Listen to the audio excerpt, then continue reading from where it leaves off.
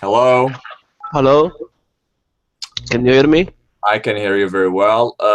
Hello, everyone who's watching on our live broadcast. We're about to start our Google Hangout to talk about Fulbright, Algeria. I'm just waiting for the other fellow Fulbrighters and my friends to join us. Uh, yeah, we have one more who's joining us. Okay, great. Okay. I think we started 2 minutes early, so we'll wait until 11. Okay. Okay. Yeah, all right. Mm-hmm. Uh, so and everyone can hear me fine, I suppose. Yeah, it's better than the earlier, so it's okay. Yeah, because I was with my phone earlier. Yeah. Yeah. So just to double check because I'm still have doubt. I have doubts about me. No, Everyone can hear me. we're here just fine. Yeah, it's good. So how is everybody doing? Good. Great, great. It's sunny again in Michigan. Yeah, it's sunny here too. It's hot here, not just sunny. No, it's not hot here, but it rains sometimes, but it's okay for me. As long as there is no snow, I'm fine. Wow, we lost snow a long time ago here. Yeah. How Okay, about one more Pittsburgh? minute and sorry to cut you off. One more minute and we'll start. Okay. Yeah. Pittsburgh is sunny too, right, Najda? Majda? Sorry? She cannot hear us? Najda? I can. Oh, okay, good, good. Yeah. I think someone asked about Pittsburgh. The Yeah. weather. Well, Pittsburgh is just as Michigan and Ohio. It's Yeah. it was terribly, terribly cold, but now finally we have the sun, so yay! Exactly, yay. Yes, Did you I'm get the any luckiest tornadoes? guy here. Because we had a tornado warning like a couple of weeks ago. That was interesting. Mm. Okay. Let me write.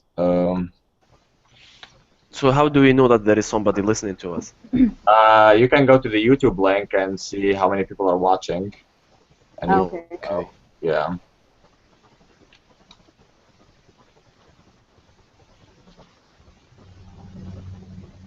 All right. It's 11 a.m. Our time, and I think it's 4 p.m. Algerian time. Okay. Okay. We are live. I'm typing. Excuse me 2 seconds. There we go. So we are like, I welcome everyone who's watching again, and thank you for attending. I know probably it's so sunny in Algeria, it's so warm, you want to be outside on a Saturday evening, but and here it's a Saturday morning. We got spring finally. Spring has sprung, like they say. So I will start by introducing myself first, then I'll go to the other, my fellow Algerian Fulbrighters to introduce themselves. So I would like for me to say your name, what university you go to, what's your major, and talk basically about a little bit about your background. So I'll start by myself. My name is Adnan Jafel, or as they call me here in the US, Adnan Di Jaffel. I am studying geophysics, applied geophysics to oil and gas at Michigan Tech, Michigan Technological University. I was a student at the University of Boumerdès, the Faculty of Hydrocarbons and Chemistry, FHC, and I live in Algiers. I'll go to the next person. Enes, please. Hello, everybody. My name is Anas Wadu. I'm from Boumerdaz. Here I'm at the University of Missouri, Columbia. I'm studying electrical engineering. Uh, Originally, I was a student at ENILAC, University of Boumerdaz, Mohamed Bouguera, electronic and electrical engineering. Um, all, I think. Okay, Okay. thank you. Who wants to start? The girls. I can go. Okay. Okay, so hello everyone. My name is Miriam. I'm from Skikda. I'm studying in Ohio, Bowling Green State University. I'm doing my master in American Cultural Studies. I studied in Annaba. I have a BA in English, and that's all. All right, great. And finally, Pittsburgh. Yes. Majda. So my name is Majda. I'm in Pittsburgh, as Adnan mentioned. Pursuing a master's in information systems management at Carnegie Mellon University. Before coming here, I was at Babzuwar, USTHB. I was doing computer science, basically. I lived my whole life in Algiers before moving to Pittsburgh. All right, great, everyone. Welcome, everyone. We are missing, we're actually 8 people, so we are missing 4 other people. They don't want to wake up on a Saturday morning. I totally understand. It's fine. Just to give you an overview on what we're going to do today, is we're going to speak about Fulbright, the application process, the graduate school in the United States, and we welcome any questions. The questions you can whether you can go and post them on the Facebook page in the event Facebook page. I'm sorry. Or if you're not on that event Facebook page, you can just hashtag Fulbright Algeria and no capital letters, please, so we can find your questions. And we can just find them on Facebook. I'm sorry, but I know probably some of you don't have a strong English, but we will try to keep it as simple as we can. So I ask my fellow Algerians to speak as slowly as you could and as simple as you can, please, so everyone can understand us. All right. So we'll begin with our agenda. First of all, I will start by giving you an overview on what is Fulbright, a brief history of Fulbright, and then the other Fulbrighters will talk about the application process and the graduate school. And we welcome any questions you have about the process and how is life here, what's the graduate school here, about our experiences. You can ask us any question you want, basically. But we welcome any questions. Don't be shy. Don't be shy. All right. So I'll start by Fulbright. So Fulbright was started in 1946. It was named after Senator J. William Fulbright. It is one of the most prestigious colleges. We have former Fulbrighters who are Nobel laureates. And the purpose of Fulbright, basically, it was established to increase the mutual understanding between the United States and other countries by exchange of persons, exchange of ideas, exchange of skills, knowledge, etc. So I just want to say that Fulbright goes both ways. There are Americans who go abroad, and there are Algerians Algerians and anybody else in the world who come in the United States and study and pursue their graduate studies, masters or PhD. But I have to mention something because this is we're targeting the Algerians. With Fulbright, you can do only a master's. You can do only a master's. So I want to get some things clear before we start. I have had some questions before saying that I already have a master in Algeria. Can I do a PhD? No, you can't. You have to apply for a second master here in the United States. So basically, this is Fulbright. To sum up what I said, it was named after Senator J. Fulbright, created in 1946. The purpose of it is to increase the mutual understanding between the United States and other countries through exchange of people, exchange of ideas, knowledge, etc. So now again, I'm gonna remind you, if you have any questions, post them on the Facebook page, or just write hashtag Fulbright Algeria, no capital letters, please, so we can find the questions. We'll move to the process of applying. So who wants to start from my fellow Algerians? Okay, I think I'll go because I'll talk about the pre-preparations for the application. The Fulbright application or the Fulbright scholarship is highly competitive, but as long as you prepare, you're fine. So I will talk about the pre-preparation, that means before sending your application, and then my fellow Fulbrighters will just talk about the phases of the application and each step and the characteristics of each step.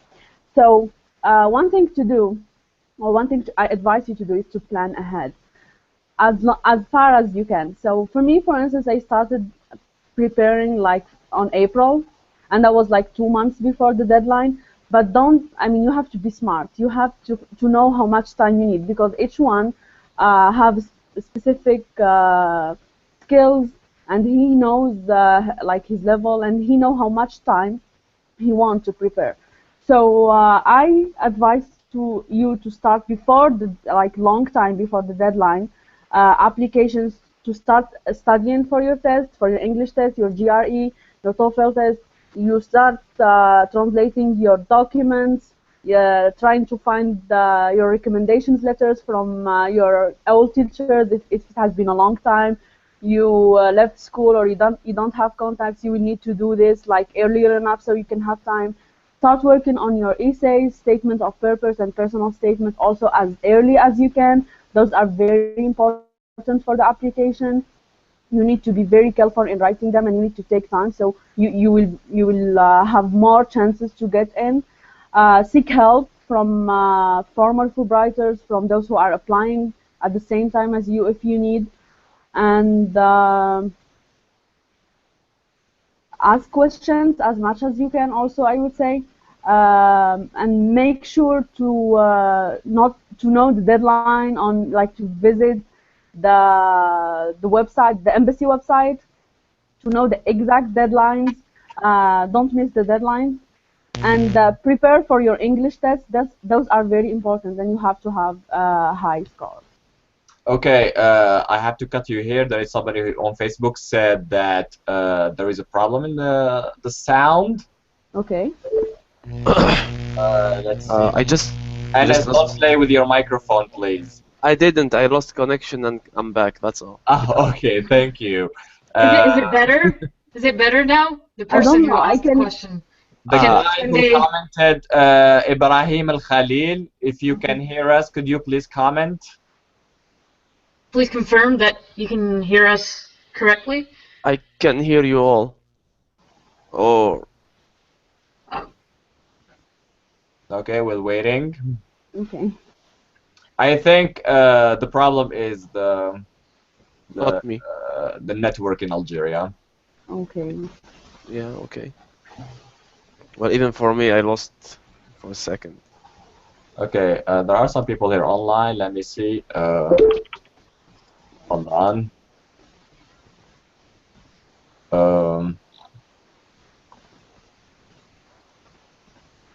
Okay, they can hear us because people are asking questions. Okay. So we will talk about. Yes, it is better now, they're saying. So okay, good. yeah, it is better now. Okay, good. So very nice. So what Miriam said, she said that you don't do like her, basically. You have don't prepare the application 2 months before the deadline. Well, it depends on how much you need. For instance, some people need more time with the English, with the preparation for the test. So 2 months were enough for me. But that's why I said just be smart and know your capacities and how long you will need. If you need 1 year, I mean, don't hesitate. Like, Fulbright is worth it. Just take the 1 year to prepare for it. All right, great. So she talked about prepare yourself. So generally, the deadline is June, I think. The deadline is June. and July. sometimes July. Yeah. So, and the application opens in February. So just to give you a heads up. Yeah. Yeah, so the application opens in February and it closes in June, sometimes July.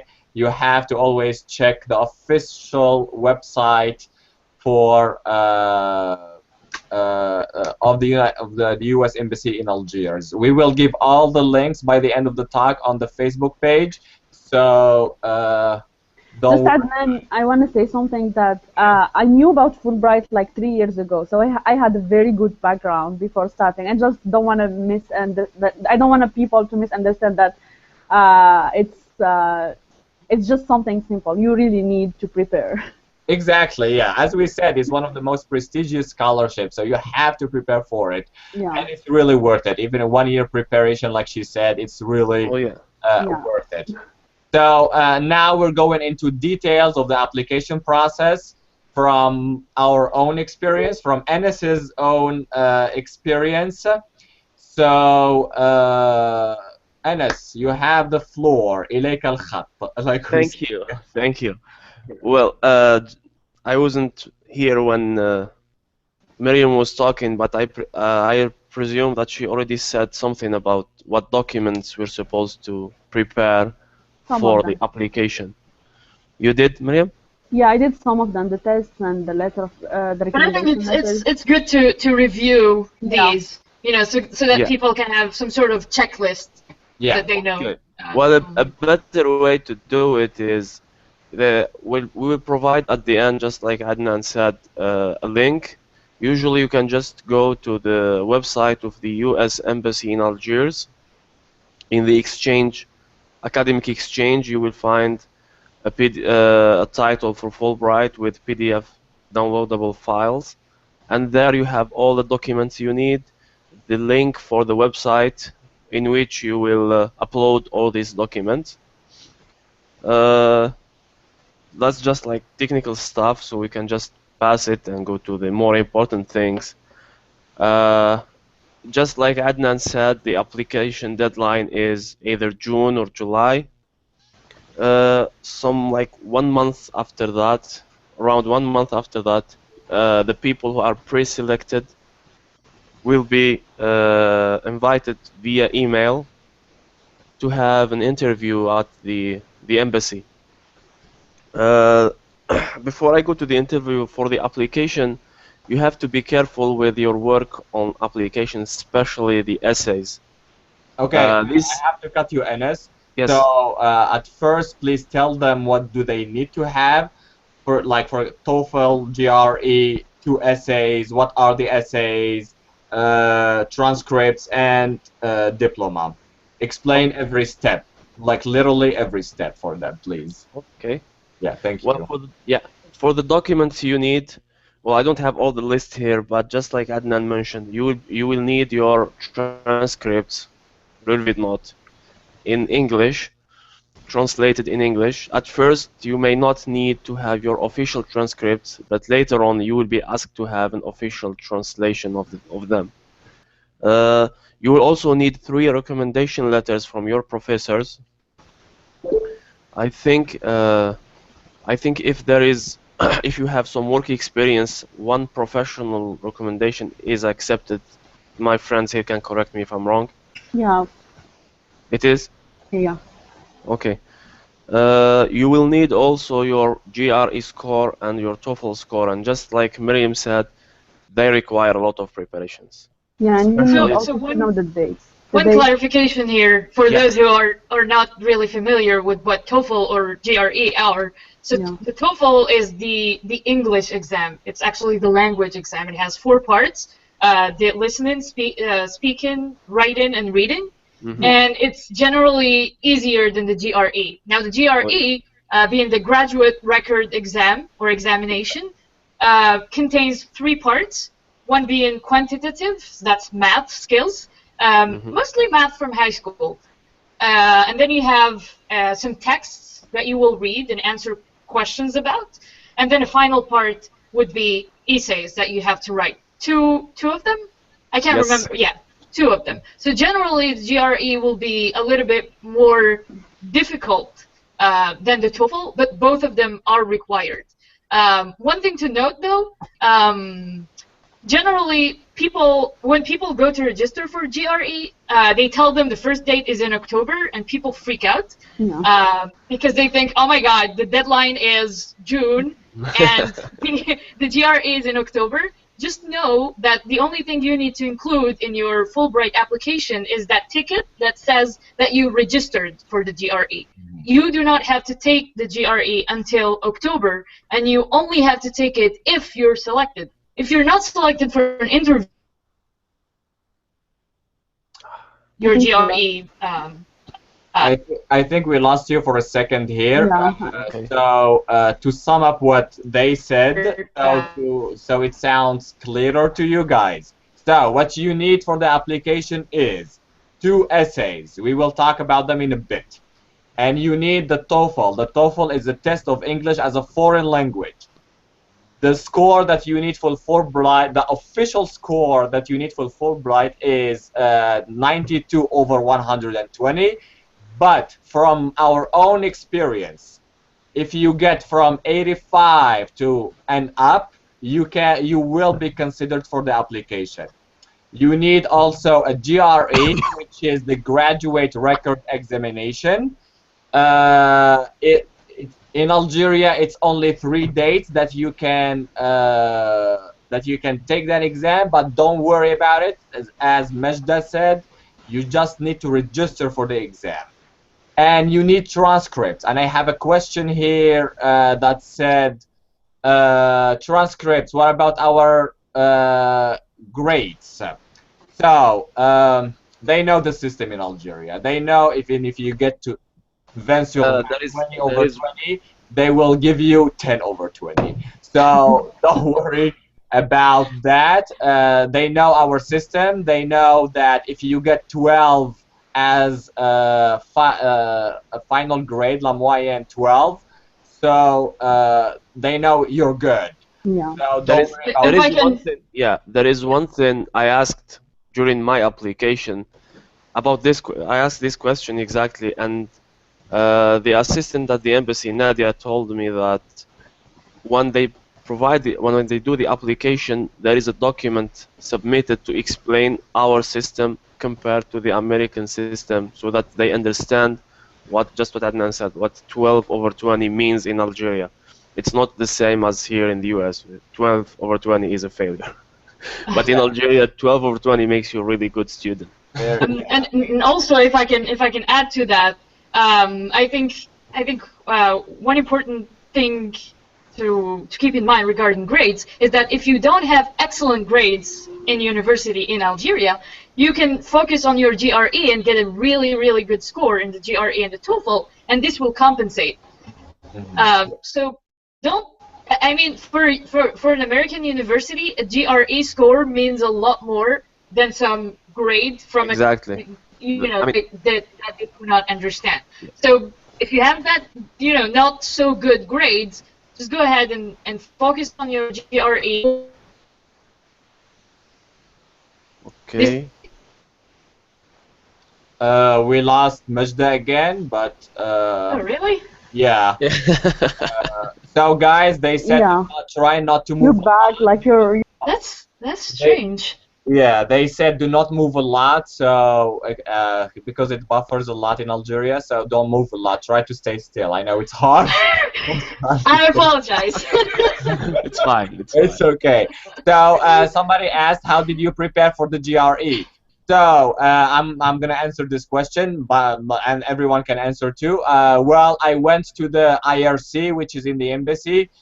I don't know what IRC stands for, information something. It's Information Resource Center. Okay, the Information Research Center, which is located at Resource. Okay, Information Resource Center, which is located in the U.S. Embassy in Algiers.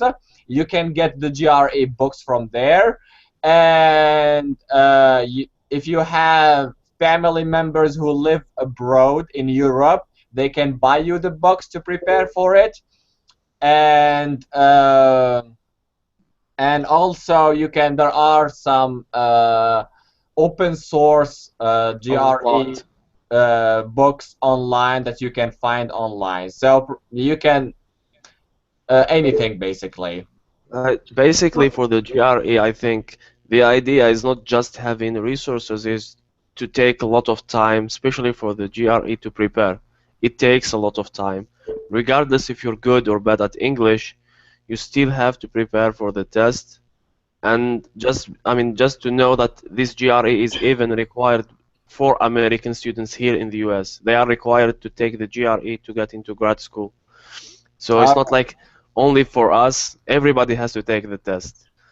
You will be just aligned with American students. If you get a good score, better than they did, you will be placed before them, and hopefully you will get a good an acceptance in a good university. Okay, great. So should we move on with? I have to answer some questions. There are Yeah, some sure. questions on the. So please, I didn't get my official scores of both TOEFL and GRE. What should I do? The TOEFL, you can just take a snapshot. If you got them online, you can just take a snapshot and submit that. But the GRE, they can wait. Just tell them that. Just give them a receipt that you registered. They can wait for it after the pre-selection. It's not a problem. I'm graduating next year. Can I apply for this year? No, you cannot. You have to get your diploma, so you can apply next year. So you have time to prepare. Excellent. Is there any specific format for the recommendation letter? There isn't any specific format. You just need 3 recommendation letters from professors or co-workers if you are working. All right. So I think we need to move on now to the essays. Yeah. So there are 2 essays. The most important part is the personal statement. Excuse me, Anas, 2 seconds. Sorry. Yeah, the most important part of your application are the essays. Your essays have to be good. And now I give the floor to Anas to talk to you about both essays. And everyone can pitch in again.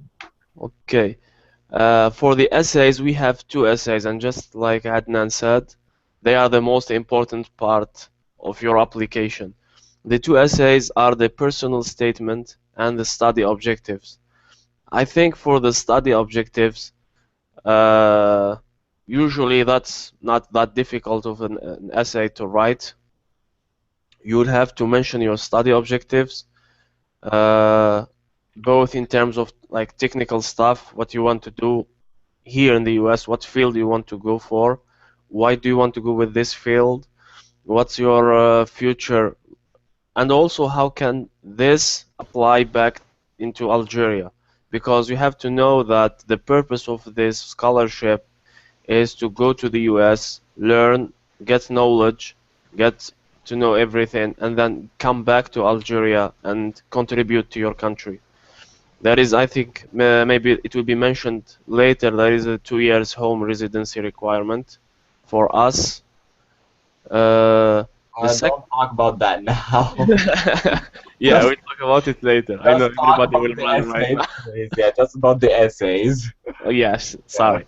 The second essay, which is very important, is the personal statement. Basically, they cannot interview everybody, so in the personal statement, you have to tell them who you are. There isn't like specific format I can think of for the personal statement, though you can find a lot of resources only in the internet about the personal statement. You basically have to tell them why should they choose you, who you are, why should they choose you, and you need to know how to sell yourself, how to present yourself as someone who actually can succeed with this scholarship.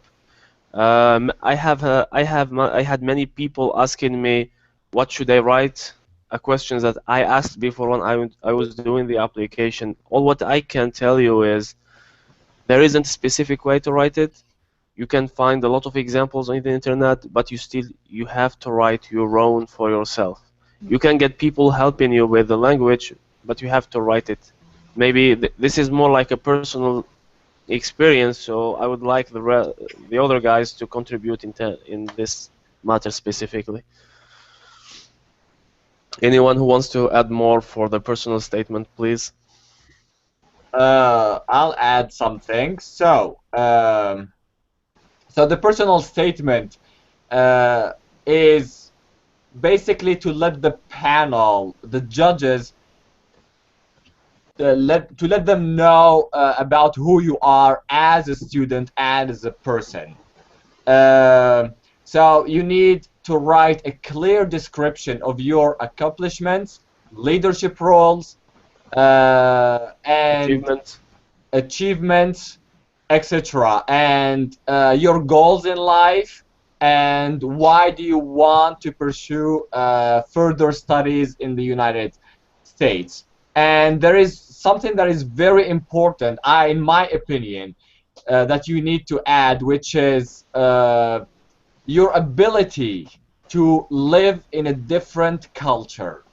Algerian culture and the American culture, well, they differ. Like there is a huge difference. I know most of Algerians would say, "Oh, we can live anywhere," but trust me, trust me.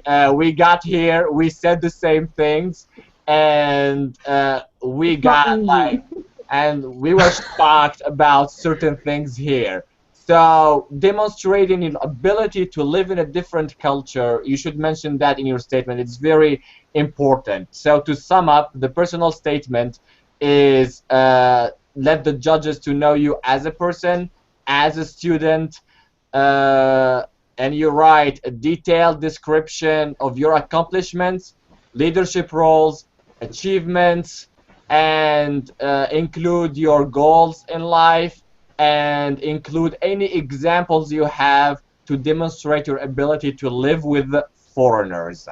Anything to add, my fellow Fulbrighters? If I had just one thing to add, it would be, Anna's mentioned there's no format per se to write personal statement, but my advice would be write it as a story.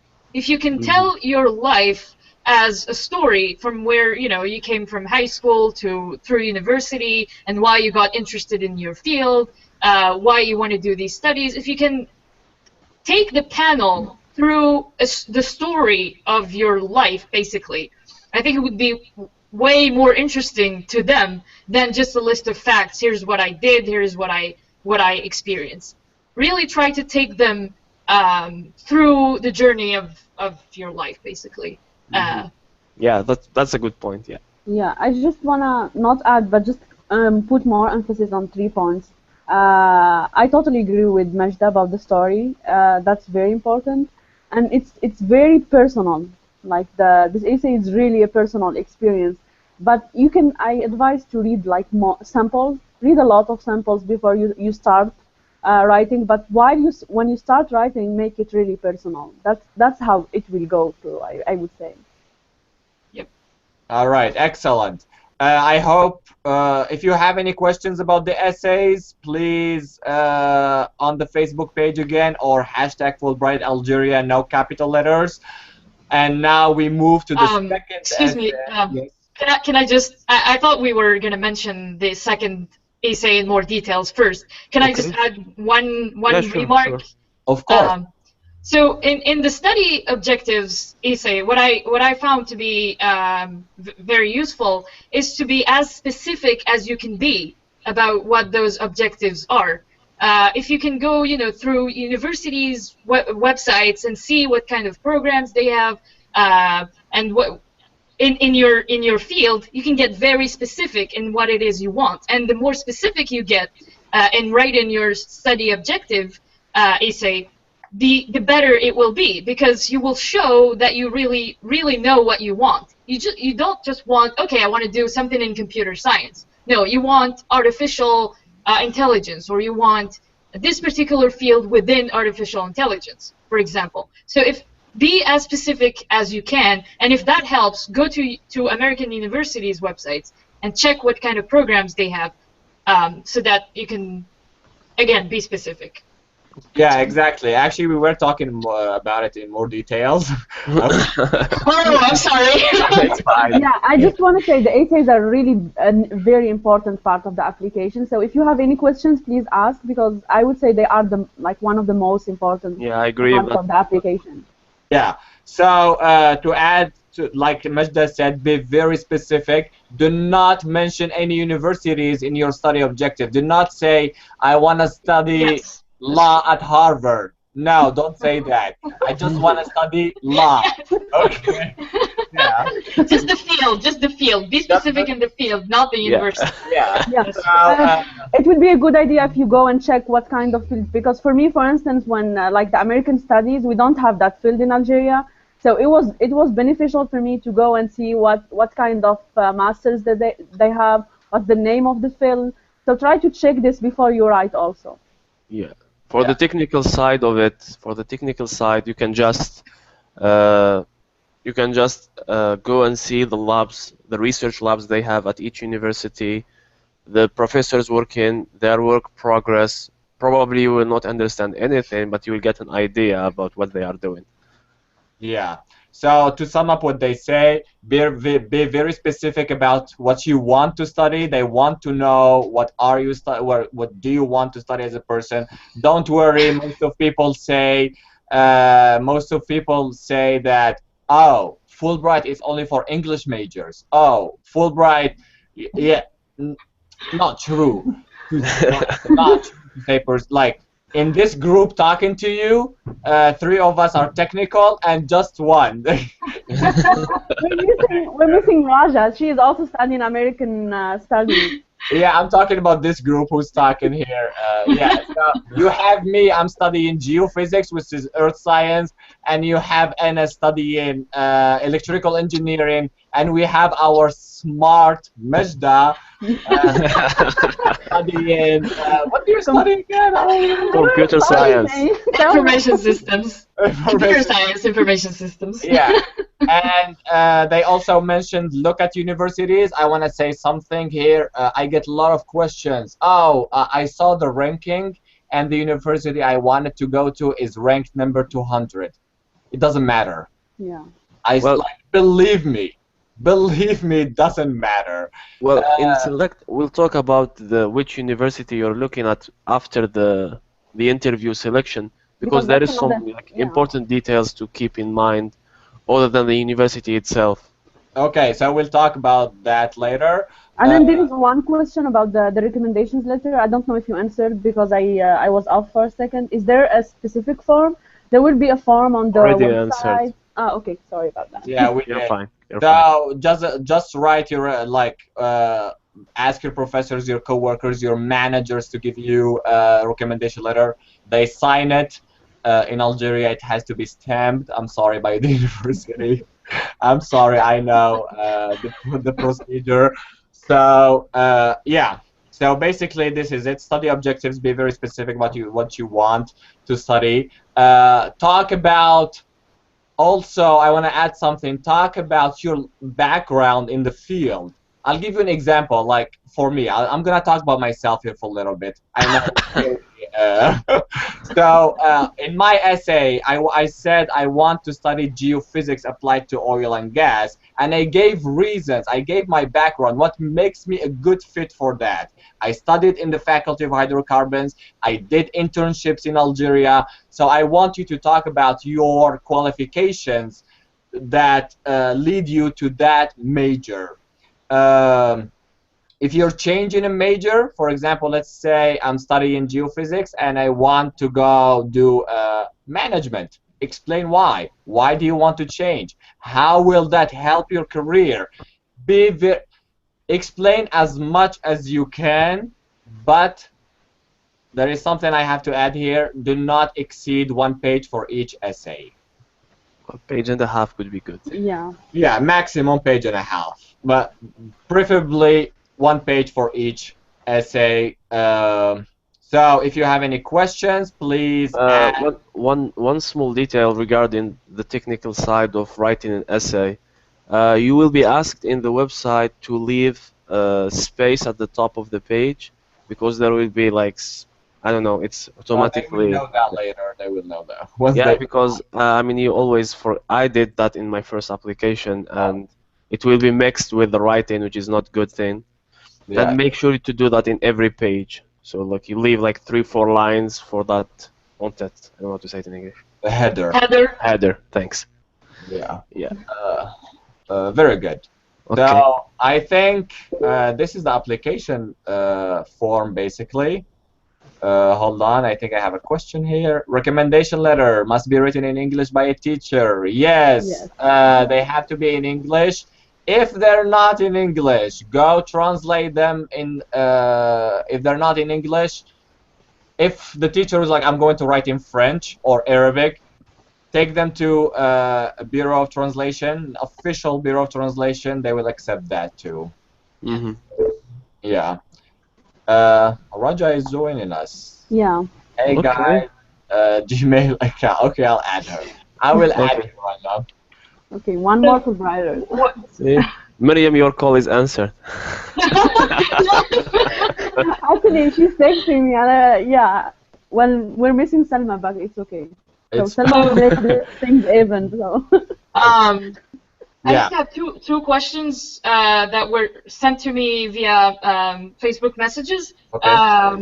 They're a bit off topic, but I think the answers are pretty straightforward, so I will ask them. The first one is, can I apply before having my diploma? And I think the simple answer here is no. Unfortunately, you will have to have your degree before you can apply for the Fulbright scholarship. Yeah. And the second one is, can I start my master's just after an engineering degree? I think the short answer is yes, but we have two engineers here that can probably answer this question better than I just did. Yeah. Okay, I'm an engineer. We're better. We're much cooler. So, well, yeah. So you actually can do your master's after engineering. It's only in Algeria that weird rule is, you're an engineer. You stay an engineer all your life. No, that doesn't exist. It's only in Algeria. So you can actually You apply. are actually engineer for the rest of your life, but you can still get other degrees. Yeah, there's. You want this title so bad. Yeah, so you can apply if you want to add 2 more years for a master's. That's not a problem. And yeah, the application process is the same for us or for the people in LMD. And I have to say something about what you said, Majda. You need to have your diploma. Yes, you need to have it, but not in hand. For example, let's say I'm graduating this year in 2015. And I don't have it in my hand yet because the university didn't deliver it. Go to your university, get a paper signed by your dean, le doyen, that says that says you are expected to graduate on date XYZ. Yeah. Exactly. You're expected to graduate June 2015, for example. Exactly. Yes. I have a question here. I wonder what's the minimum GRE scores required for Fulbright. There are no minimum GRE scores. Now, excuse me, I'm gonna have to cut here my answer. We have one other Fulbrighter here that just joined us. Her name is Raja. Hello. When did you get in? Sorry, I'm late. It's fine. It's okay. Hello. I'm just sitting up. Wait. Oh, Technical man. difficulties. I'm here. Yeah. Hello. Hello. Hi, Raja. Hi, Can you please everyone. introduce yourself guys? really quick? Yeah. What? Can you- Can you introduce yourself? Oh, yeah. Sorry. So, I'm Raja. I'm from Algeria, of course. And so here, I came to the U.S. to do a master's in American Studies, just like Miriam. But I'm trying to switch actually to education. So I've been taking this semester in the Department of Education, International Comparative Education. What else? I am here actually to answer your questions about how to adjust when you come to an American university and what are the difficulties that you may encounter. So if you have any questions regarding that, I'll be happy to answer. All Can you right. just mention your university as well? I think that's the only Sorry? thing you missed. Can you mention your university and where you Sure. are? So I'm in Pennsylvania, in a city called Bethlehem, like Beit Lahm. So it's a very historic city, and they have the Star of Bethlehem. They have everything, and I have a city close to here that called Nazareth. And so people here were very religious when they came here, were very Puritans. And they were called the Moravians. So they came from Germany. So it's a big Wow. history of like very religious people and Okay. conservative ones. All And right. so I'm in Lehigh University, which is an engineering school. So I wish one of you guys who's doing engineering was here, because it's really an amazing engineering school. And so if any of you is applying and wants to apply in engineering in any field, you can mention that you want to go to Lehigh, because it's a really good engineering school and they take really good care of their students. All right, thank you, Majda. So to come back to the questions, are there any GRE minimum GRE scores? There isn't for Fulbright, but there are for specific universities. There are universities that tells you you need this score, you need this certain score, you need this certain score in writing, in quantitative, in analytical section of the GRE. So it depends on the university, basically. I have another question here. Sorry. Yes, do you have something to add? Yeah, just that's why it's good to be over planned and like plan ahead. If you know the field that you're going to, try to check the GREs. For instance, I checked a lot about like the American studies. So many of the universities don't require a minimum score, but they require that you pass it. So try also to check this ahead. I know it's more complicated for the technical field. So some of the universities have like a minimum score. So try to know that ahead. I have two questions here that I'm going to get into. You said the recommendation letter has to be stamped by the university. How about if it is done by a manager? In my opinion, it needs stamped. It needs to be stamped by the company you're working at, like his stamp. And another question. Is it allowed for Algerians who have an undergrad degree from a non-Algerian university to apply? Okay, this is Wow. It's getting difficult here. This one you have to forward your question to the responsible of. Well, I think. Yes. We lost you. As far as I can remember, like. As long as you're Algerian and you're applying. Oh, we lost her. Hello? I think he has an. Yeah. We are losing Raja. Can you hear me? Yeah, we hear you now. We hear you. Yes. I think like as long as you're Algerian and you're applying from Algeria, as long as you follow like you have all the criteria, I think it's okay. But yes. Like you still have to ask. Like just double check. Double check. That would be. Exactly. Just double check with the program responsible, Nadia. Bohemia. Thank you. I think she's watching us because I emailed her. I'm sorry, Nadia, I forgot your name. You're watching us. You're in trouble now. See? Yeah, especially Say something good about her right now. She's the best person you ever can meet. Really. Oh yeah, I emphasize that too. Yeah, she was very helpful. So I think we covered everything in the application process. There is one question Adnan about the CV. Did you answer that? Well, the CV. Oh yeah, sorry. Yeah, who wants to talk about the CV? The resume. Well, yeah. I think, yeah. Okay, go ahead, Anas. No, go. I just want. I know that from my experience that it's different how they do the resumes here from Algeria. I don't know about all the fields, but I think from my experience, it's okay. Just do it the Algerian way. They just want to know your background.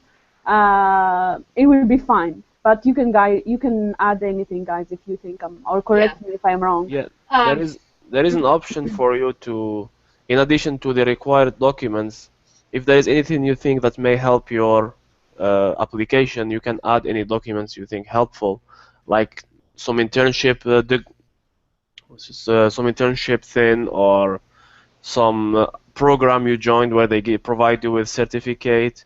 any of these kind of things, I think you can add them and they should be helpful for your application. Okay, great. I hope we answered your question. We have one more question, and can we proceed with the application without the TOEFL? I'm sorry, you cannot. No. Your TOEFL results.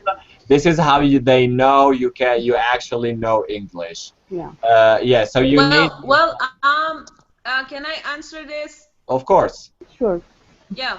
So you can send your application, and based on your application, they may ask you if you don't have the TOEFL score and you're good enough, like your application is good enough, they will pay for you to take the TOEFL exam. So you can just send your application and you will be asked to take the TOEFL afterwards. Well, That especially is for FLTAs. That happened a lot. Okay. For FLTAs, teacher assistants. So like a friend of mine sent her application without TOEFL records, and she was still accepted, and she was asked to take the exam, and they paid for her. Yeah, but I would say maybe it can be a far shot. I mean, your application has to be very good. Yeah. But I would say the TOEFL is really important. Yeah, if you don't I wouldn't apply without the TOEFL. Exactly. personally. Exactly. If So, you don't, you will be putting a lot of pressure on the other documents, especially the essays. Yeah. So, like to sum up, the TOEFL is mandatory. It's a very far shot to apply without a TOEFL. Like you are minimizing your chances. Okay, so another questions. Hi guys, I just want to say that you guys are awesome. I think. Can I answer that?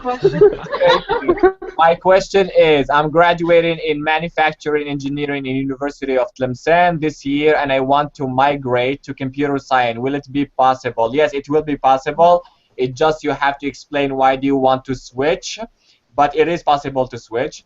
And if yes, how U.S. universities consider those cases? U.S. universities, as far as you explain it very well, they don't really mind, because here in the U.S., even Americans, they change careers all the time. So don't worry about it. Yeah. Just to give an example, in my batch, there are people who did undergrads in things like history, or can you imagine moving from history to computer science? That seems crazy, but you can do it here. You can, as long as you explain why you want to switch, as Adnan said, and you make a good case, a really good case of why they can. Yeah, you will be accepted. So just imagine from history to computer science. You are doing that from manufacturing engineering to computer science. That's pretty close. So yeah, I just want to say, if you have anything in your background that's related to the field that you wanna transfer to, it's totally just go for it. Just make a good case and you'll be fine. Okay, I have another question. It will be better if I mention a professor name in the essay. No, don't mention any professor names. Just say what you want to study and everything. Another question: do they accept? I'm sorry, I corrected your question, Khaled. You're my friend. It's okay. Do they accept IELTS for Fulbright? They do accept IELTS. As far as an English test, they do accept it, but the U.S. universities are more familiar with the TOEFL. All right, I think we're done with questions here. We move to the best part of this talk, which is the graduate school in the United States. How is the graduate school in the United States? And as a person, I really admire Majda. She's a smart person, so I gave her this. I gave her this part. So Majda, you're talking about the graduate school. All right. Good luck, Majda. Yeah, just I think questions will be very good option in this part. Like if you have questions, go ahead and ask them. That's true, and Adnan has put a lot of pressure on my shoulders, and now I feel completely unsure of what I prepared to say. But let me try to go through it. Okay. You'll be fine. So I had a few points in mind, and of course they can vary from a university to another. So I invite, of course, my fellow Fulbrighters to chime in whenever they can. But before I start, one thing that you should remember from what I will say, if you don't remember anything at all, just remember this: graduate school in the U.S. is super flexible. As much as in Algeria, we can be very let's say we inherited that from the French. We can be very rigid. The grad school in the U.S. is as flexible as you can imagine. So let's go through that. First of all, by talking about classes. I think one important thing I would recommend anyone before applying is to be very sure of what it is they want. Because in the U.S., in master's degrees in general, you will have to choose electives. And what exactly are electives? Electives are classes that are offered by your university, whether it is your department or other departments, that you choose to take. They're not classes that are mandatory in your program. And usually in all universities across the U.S., you have to choose electives. So basically, you frame your program according to you. So before you apply, think of what it is you want, what it is you want to study in your field, what specific areas, what specific courses you can take. That's the way you can, I think, benefit the most. Because as I said, master's degrees here are super flexible, and they would push you to be as specific as you can in your interests. So really know your interests and be ready to choose electives and not just receive classes that are that are considered core classes in your masters that you have to take. Okay, what else do I want to say about classes? So electives is one of them. So difference between electives and core classes. One other thing, even with mandatory classes, generally speaking, you can exempt a class. You can take what we call an exemption exam and exempt a class and take an elective in lieu instead of that class. What else? Yeah, I mentioned that you can take classes not only from your department, but from other departments in the same university, sometimes even in other universities that are close to yours. So as far as I remember, in Algeria, that's not possible. You have classes that are offered from your department, and those are the ones you take. But in the U.S., generally, again, it depends on the university, but generally you have the opportunity to take classes in other departments in other departments and faculties. May I add something, Magda? Sure. One last thing, and please go ahead. One last thing is that classes are not necessarily semester-long classes. Again, in Algeria, we follow the LMD system or the engineering system for that matter, and classes are generally semester-long classes. That means classes that go from September to December and from February to June. Well, in the U.S., for example, in my case, most of my classes are mini semester long. That means I basically take 2 classes per semester. So it's really flexible in terms of what classes you can take. That's in electives. Where you can take these classes. That means different departments. And finally, the length and duration and format of the class. And Miriam, go ahead. That's mostly what I wanted to say about classes. Yeah, just one thing about the classes. You have to know that you can email professors, you can ask for description, sometimes syllabus of the classes. So that's part of the flexibility. You can really know what are you going to study before you choose. So just keep this in mind. And I don't know if there are any questions in this before I move to my second point. Any questions about classes in the United States and how the system works? Hi guys, sorry I'm back. It's okay. Nobody Nobody noticed. My computer is still the Algerian way. Any questions about classes? Going once, going twice. You can still ask your questions. So I just want to mention something. You can ask your questions in French or Arabic or English. You don't have to write us in English. We do understand the other languages. These are the languages I speak. I don't know about the others. If you speak Chinese, they can ask in Chinese. I don't know. I didn't know we have Chinese in Algeria. Did we? We do now. We do now. Not as Algerians. We do, trust me. Actually, my neighbors in Algeria were Chinese. Uh, yeah, so yeah, you can ask your questions in any language that we do understand. So you don't have to end it like I don't want to put pressure on you, like ask us question in English. So no questions on classes. We move on to the second part that she wants to talk about. Okay, but the second part is something that is very recurrent that I hear a lot from people that come and ask me questions about Fulbright. Their question is usually, how long does the Fulbright scholarship lasts? And one thing you have to know is that masters in the US are not necessarily 2 years long. Masters range from 9 months programs to up to 3 years. So Fulbright will sponsor you, if I'm not wrong, and please feel free to correct me if I am, up to 2 years.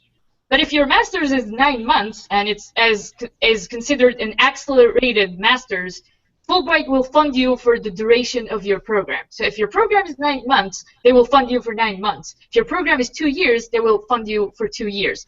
And you can find variety of durations when it comes to master's degree. Mine, for example, is 16 months. So that's basically 1 year and a half. You can find really anything from 9 months, 1 year, to up to, again, 2 to 3 years. So there isn't a fixed length as in the LMD system. That's one thing I wanted to clarify. Mm-hmm. Okay, great. All right. So can you just tell me what part of the speech you are in, because I was We're talking out for about the a few minutes. graduate school. Okay. So I just want to mention something here. She talked about classes. She talked about the funding in Fulbright. Some people here are asking me, can I work while studying with Fulbright? You don't need to work because Fulbright gives you a stipend every month. What stipend means, they give you a small salary that you can rent a house with and eat and drink and sleep.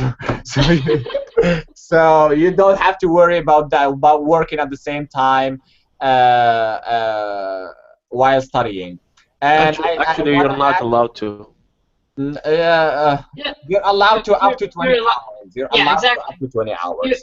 You're allowed to No, up to 20 hours. Yeah, but still, there is more conditions. Like this has to be related to your field. Yeah, Of I course. don't want to go into Them a reason for it, and so usually it's some difficult. You can't just tell them, I want to work at McDonald's, and can I work at McDonald's? No, the answer is no. You have to work in your field. And you don't want to work at McDonald's. Yeah. So I want to say something. She talked about classes that you must choose, but are this is the topic. Okay. Classes. So basically, to study topic X, you have core classes that you must take and other mandatory classes. You will have mandatory classes to take, and you will have electives. Electives, it means that they're not related to your field, but they're somehow related. For example, let's say I'm going to take myself as an example because I'm a role model. So, you're doing a good job. Keep it. Yes. So I'm studying geophysics, and I'm taking energy economics as part. I'm taking next semester. I'm taking energy economics. This has nothing to do with my field, but it is something good that I need to learn about. So there are mandatory classes, and there are electives. And don't worry about the classes you need to take, because once you get here, you will have an advisor, and he will tell you what classes to take based on your qualifications. There is something I want to talk about, guys, here, and which is the workload in the graduate school. It's 9 hours. You are expected to be a full enrolled student. Now, I'm not talking about the full time. I'm talking about homeworks, projects. Yeah, I was going to get to that. I was definitely going to get to that. All right. So that's the happy part. إليك الخطة. Okay.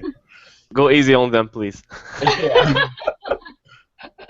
So I'm going to say 2 things and then leave it to my other fellow Fulbrighters that I'm sure will have tons of stories to tell you about the workload. But 2 things here.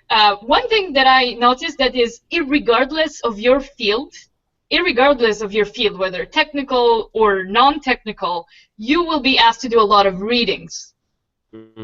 This is something that surprised me a bit, because in my doing an undergrad in a technical field, we weren't required to read a lot. But when you come here, you have textbooks and you have mandatory readings that you will have to do. So that's one thing that adds to your workload. If you can read fast, it will it will go a long way. And yeah, it will really help you a lot. And one second thing about the workload is that the way my workload looked like when I was at Dabzouar is nothing, intero. Oh my God, intero, have to work, have to study, and then nothing, exams.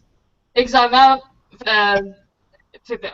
Here, it is impossible for you to do that. You will have homeworks. I personally have homework due every week for each class.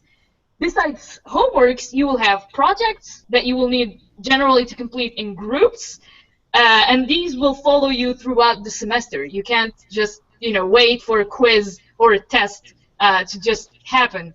And one thing to note in the homework section or the projects is that you have what we refer to as TAs. These are teaching assistants. They assist the professor teaching the course by helping the students with the homeworks. So basically, you don't have séance de TD as we do in Algeria, where you sit through your professor explaining the exercises. What you do here is that you try to work on your homework by yourself, and then if you're stuck or if you have a problem, you go to those TAs, teacher assistants, that will try to help you and try to solve your problem. So you can't just expect to come to class, come to those TD or séance de TD, unprepared, no idea of what types of exercises there are, and of course homeworks are due, so you have to actually turn them in, and you get scores for homeworks. And homeworks can count for a lot of your final grade. In a database class that I took in the past semester, the homeworks were worth 60% of my grade. Can you imagine? It's actually more than the exam. So really, homeworks can be very important. Their importance, of course, depends from a class or changes from a class to another. But you will have homeworks, you will have projects, and you will have readings, regardless. Yes, regardless. Regardless of your field, whether technical or not technical. So yeah, the workload will be generally different, very different from what you have in Algeria, and it will be tough, it will be intense, but I guess it's worth it, and I leave it to my friends. Yeah, there is one thing I just wanted to add. One thing I wanted to add about the workload is there is in some universities the option of, for your first semester, since you just arrived, you have the option for a reduced workload since it's a different language for you, it's a different system. For example, here in Mizzou, a grad student, a full-time, is supposed to have 9 hours a week, which is 3 classes or more. But in your first semester, you can apply for a reduced workload and get only 6 hours, since you have like English problem or things of this kind. I just want to add this. Yeah, so I just want to add something here. Yeah, the workload. It's a Saturday morning. I'm sorry, guys. This is one of the effects of the workload. Yeah, exactly. I'm in my office right now, as you can see. This is my office. So yeah, I have projects and reports to turn in next week. So yeah, it is. You are expected to do everything. You are expected to have everything on time. So it's not the Algerian way. Everything is graded. Every single paper that you give to your professor, it is graded, and it will count to your grade. Oh, I have a visitor here. Hello. Do you want to say hello to Algeria? Oh, you are. Okay. I had a visitor in my office. Hello. So yeah. So it is. I lost my train of thoughts. Workloads. Workload. Yeah, thank you. So, but we're not trying to scare you. It is possible to be done. It just you have to sacrifice your some of the stuff. Sleep in, for example, you have to sacrifice it a little bit, and you're gonna be reading a lot of things in graduate school. You'll be learning a lot of things, so it is worth it to sacrifice Yeah. your time. For And that. let me just add one thing. It's Yeah. true that the workload can get crazy, but as I think Adnan was trying to mention, once you're done, you're done. I remember in Algeria, we had vacations before the exams. In other words, we had no holidays. Here in the US, you finish everything, and then you have 4 weeks in the winter where you can just enjoy, go plan visits, go see things with friends. So you truly work during the semester, but you also have some rest in between, some real rest, if I can say. That you will not use it to prepare for exams because you don't have exams. You have another semester that's starting after a few weeks. So that's I personally find that this is a good thing.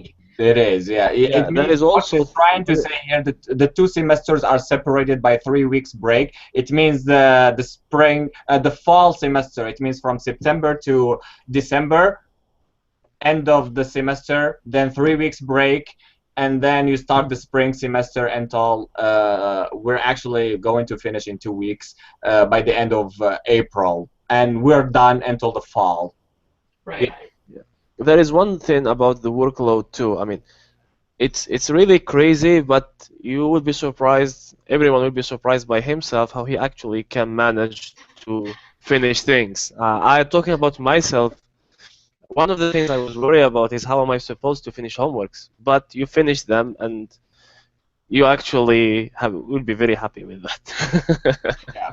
And I want to say something here because like I got many questions from my friends. They're saying, oh, studies in America, they're so easy. We're Algerians. No. You really need to reconsider that, Yeah, you really need to consider that. No, it's not that mentality. I'm gonna say it in Algerian, so the internationals who are watching us, I'm sorry, I'm gonna have to switch to Algerian for a second here. Some of my Algerian friends, they say, احنا les Algériens نقدروا. حنايا 1 2 3 viva l'Algérie. Yes, we can.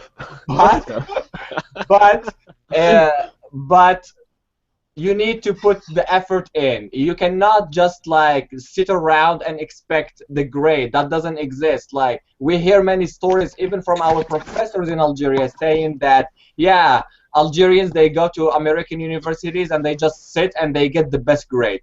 It doesn't exist in the United States. You will have to earn every one of it. Yeah, in the United States, you have to work. You have to work. So I have a question here.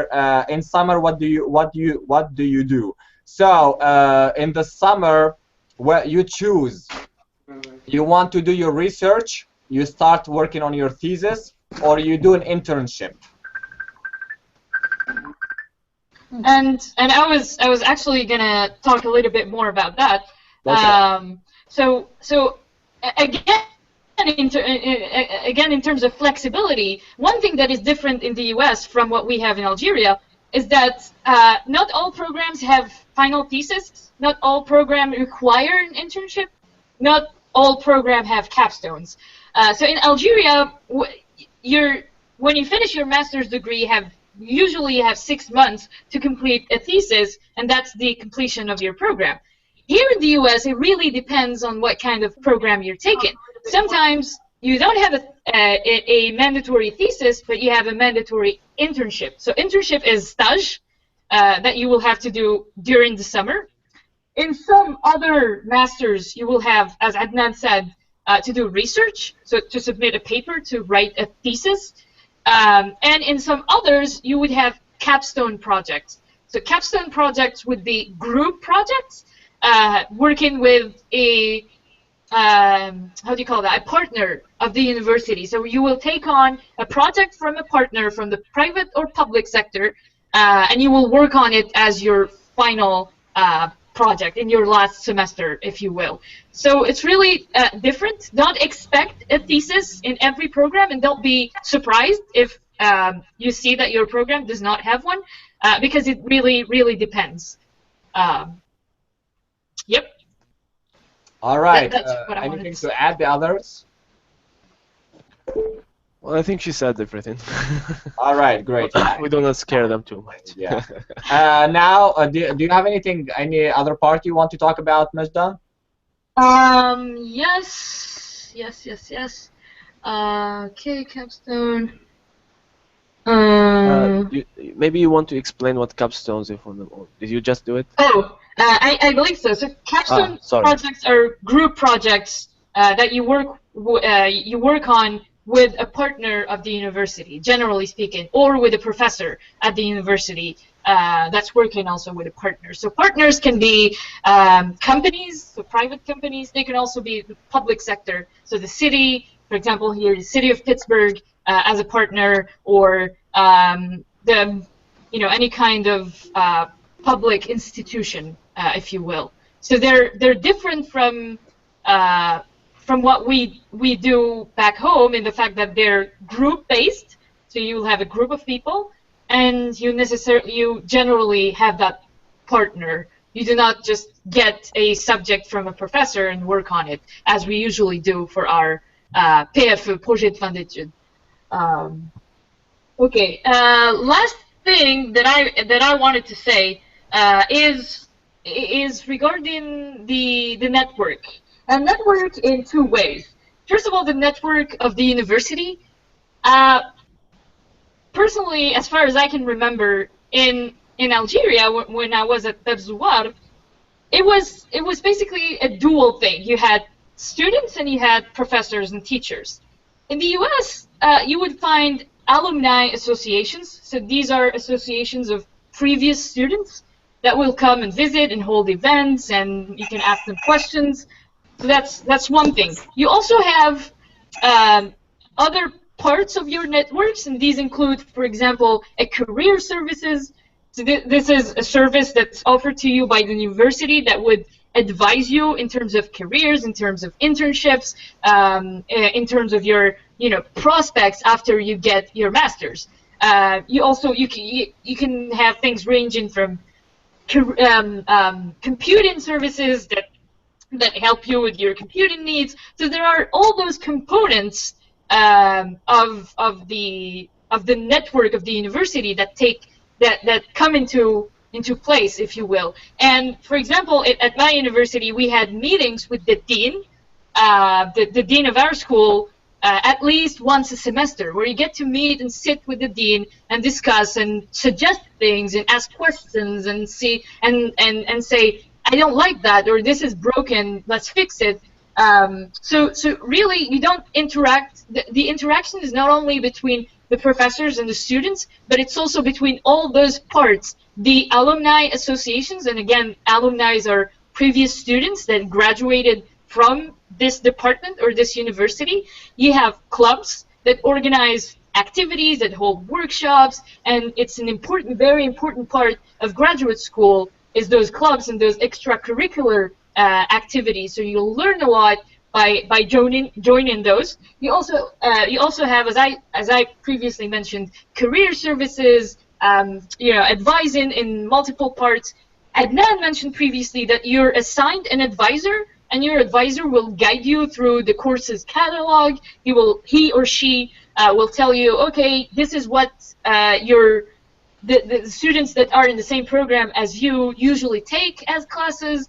He or she again can tell you about the content of particular classes, how do you register for them, and so on and so forth.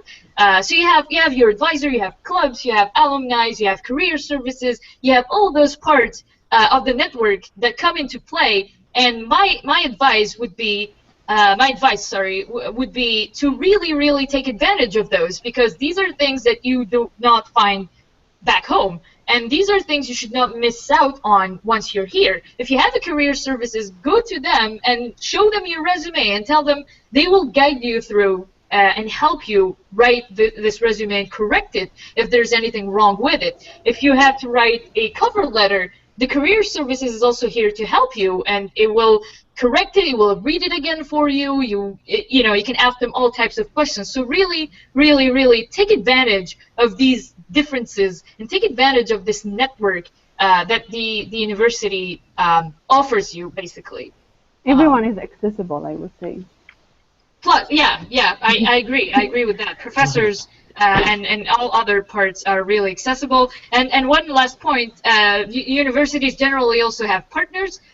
Again, in the public and private sector, and those will come and give talks. They will suggest again capstone projects and so on. So you will have the opportunity to interact with those university partners. And sometimes in some schools, you will also have companies that will come on campus to recruit students for internships or for full-time jobs.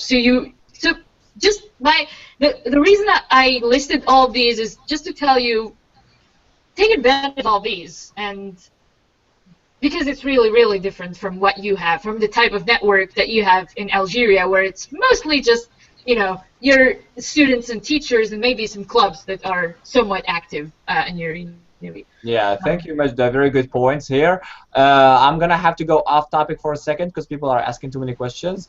So here, somebody asked about how do we buy books in the United States. Don't worry about that. If you get the Fulbright scholarship, they will give you money to buy books for the semester. And the guy. And you can also rent books. There is interlibrary loans. You can bring books from any library through the United States. It's very easy. I would say. You You can can buy buy, them through Amazon. yeah, Yeah, used exactly. books are not really used and they are cheaper. So. And There is one question I have here. Excuse me, Anas, for 2 seconds. Yeah, sure. There is a guy who's asking, who wants to know what the stipend is. I answered that. Oh yeah. Let me tell you, the stipend depends from one place to another. If you live in New York, it's not the same when you live in a small town. So don't worry about it. Don't worry about it. So it will be enough for you. It will be enough for you to rent a house, to buy your food for the week, for the month. I mean, not just for 1 week. But you will have to cook. This is very. How to cook though, and yeah, it will be enough. Don't worry about it. There is another question. Can you apply for a PhD after the master? Yes, you can apply for a PhD, but it will not be funded by Fulbright because Fulbright Algeria only funds master's degrees. So you have to find your own funding for PhD. Do you live on campus or rented flat? So it depends on people here. For example, my school, we have apartments that are on campus for graduate students. So I live on campus, but in an apartment, not in dorms. So I know. I think most of us here live on their own. They live in their own apartments. Don't worry, the money will be enough. Don't worry about this stuff. Fulbright will take care of you. They're not gonna bring you all the way from Algeria to suffer here. They're not gonna. Don't worry. Yeah, don't worry about it. You will not die of hunger. You will not die of thirst. You will. I'll tell you what you're gonna die of. You're going to die of doing too much work. Yeah, I think the graduate student life here for Americans, it's hard, and as a Fulbrighter, you will be lucky, you will be fortunate. Don't worry about it. Yeah. The question I had, Adnan, I was off. Sorry to interrupt. That's no problem. I was off for a few minutes, so I'm not sure. Did you cover the pre-selection and application? No, we have not covered that yet. Yeah, because I'm getting some questions related to that. Yeah. Okay, you can address those questions. Okay, yeah, once Majda is finished, I can. No, I think I'm done. I'm mostly done with what I. Yeah, you know, Yeah, before we answer those questions, I just want to say about what Majda said here. The resources in the United States, they are. I'm getting so many questions at the same time. Hold on. Yeah, I think there are also some questions on the YouTube link, so I'll try to check those. Yeah, all right, thank you. As I was saying, the resources here, they give you everything. to be good at what you do. So you have advisors, you have teacher assistants, you have career centers. Even if your English is not very good, we have there are groups that I'm hearing myself back. Could you mute the YouTube, please? Okay. Yeah. So even like if your English is not strong enough, they will provide help for you. If you don't know how to write in a scientific matter, they will provide help for you. So there are a lot of resources to take advantage of, and we really hope here. The purpose of this program is we can bring some of that to Algeria, and this is one of the main reasons I'm doing this hangout, because like I went to University of Merdes. I know how things are run there. They're not the best. They're not the best. The students are very lack. Be careful in choosing your words. Yeah, for the lack of better term, I'm gonna say they're very depressed. For the lack of better term, so we would like from you guys who are watching us now to take some of these things, like try to start more clubs in the Algerian University.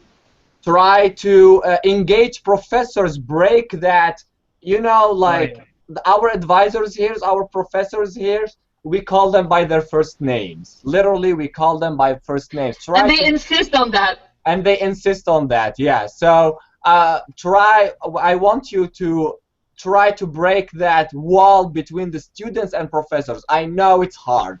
I know I lived in Algeria, and I know it's hard. Try to get more companies. Don't wait for the university to do stuff for you. Don't, like here in the US, they do it for them. But students do the initiative too. Go to companies, bring them to your university. Whatever company is next to you, bring them to give a talk. Try to make the university a university, if you know what I mean. Yeah. So we really encourage you to do that. We really encourage you to help the Algerian universities actually improve. We can do that. It's not impossible. We have the money for it. We do have the money for it. Yes, if you know, I was looking at the funding that the Ministry of Higher Education gives to universities is very big. I agree. Yeah, we have the money for it. I'm not telling you to do strikes. No, I'm not. Quite the opposite, actually. Yeah, I'm telling you the opposite. Don't be like, oh, Le Doyen said this and this and this. I'm gonna close the doors. No, negotiate with the dean. Talk to them. Show them that you're interested. My dream is to come back to Algeria and go back to university and see a live campus. See a campus that when you wake up in the morning, be like, I want to go to campus today. So I think we can do this, and I think my friends here, my fellow Fulbrighters, agree on that. We can do it, right? Totally. I totally agree. And you all have to come back to Algeria to do it. We don't have a choice, do we? Yeah, to do it with me. All right. Yep. So. Someone is saying listening to Majda is like listening to Fox News. I don't know how you. Well. Yeah. I don't know how Majda would take this. I'm not sure. I see Fox News, but they don't understand. Yeah, take it as a compliment, Majda. So here, I think we covered the graduate school here. So we talked about our lives a little bit here, about our experiences. I have to mention, before we move on to a different thing, I have to mention one more thing here.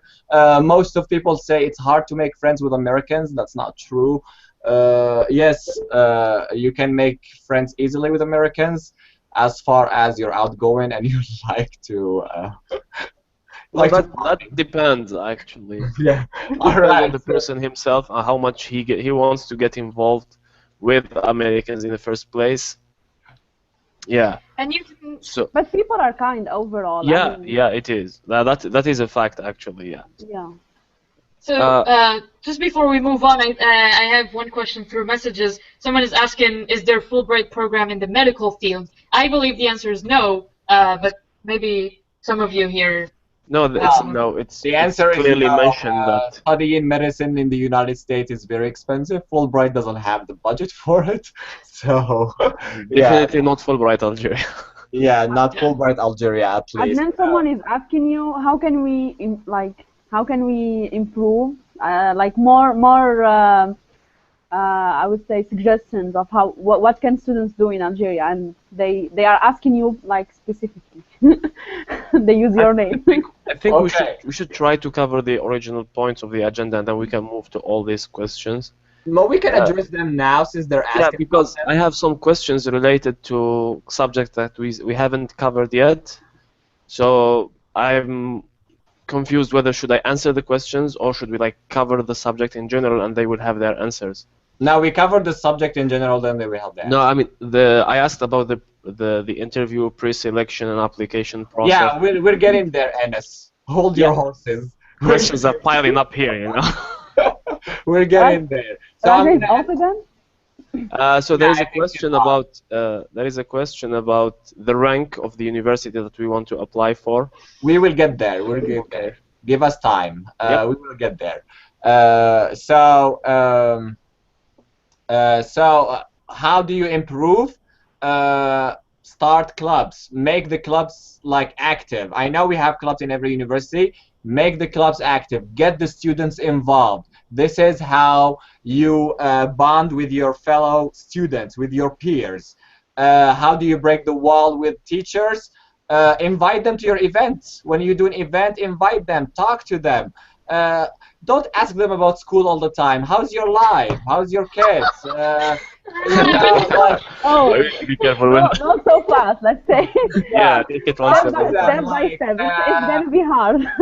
Yeah, but be very respectful. We know how the mentalities are in Algeria. Be very respectful to them. But they would love it. I'm sure they would love it. So this Yep. is how you break walls with the teachers. How to get companies? Go to their headquarters. I myself, when I was in University of Boumerdès, I just went to the companies and be like, oh, do you want to get? I want to talk to a person who wants to give a talk at the University of Boumerdès, and they loved that. They said we never get students, and yeah, people are waiting. So you just need to do the initiative. You just need to do the initiatives, and I advise also best advice that I give also, when you graduate, look back at your university. Yeah, exactly. Yeah. Don't just like graduate, then be like, I'm never going back. That place was horrible. Yeah. It's like last time I did a talk, the same Google Hangout with the University of Boumerdès, they loved it. So go back to your university, help the students. They are in the same situation as you are. Help the other students when you graduate. Come back to your university. When you start working in a company, bring that company to the university. This is how American universities work. It's all about the alumni, you know. Yeah. So this is a way to improve our universities here. So let's answer some questions that are about the people we talked. Some people are asking me very personal questions. Do you know Taqiyuddin? I do know Taqiyuddin. He's my cousin. Yeah.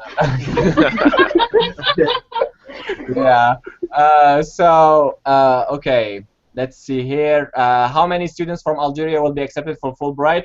Not so many. It depends from. Well, yeah, that's one of the questions I have. Yeah. Okay. Yeah, it's from 6 to 8. All right. So now. If we missed your question, please ask it again because I lost track of the Facebook page. So we move on to Enes and talk about pre-selection and selection. Yeah, for the pre-selection will happen after the interview. Did you talk about the interview? No, we did not talk about the interview. Yeah, the interview is basically after the applications are submitted. You will receive an invitation to do the interview at the embassy in Algiers, where you would sit in front of a panel for around 20 to 30 minutes, and you will have to talk. They will interview about yourself, about the application you submitted, and that's your opportunity to really like show them who you are and what you can do. They will ask you questions about your technical stuff. They will ask you questions about your adaptation to different, I mean, the things you mentioned in your personal statement. Talking about myself, they asked me about my career because I was working. They will ask you about how are you going, did you have any previous experiences in dealing with internationals? They will ask you also questions about your did you ever like left home, or you're always living at home? Because once moving to the US, you will be living on your own. And for example, you don't want to see my room right now.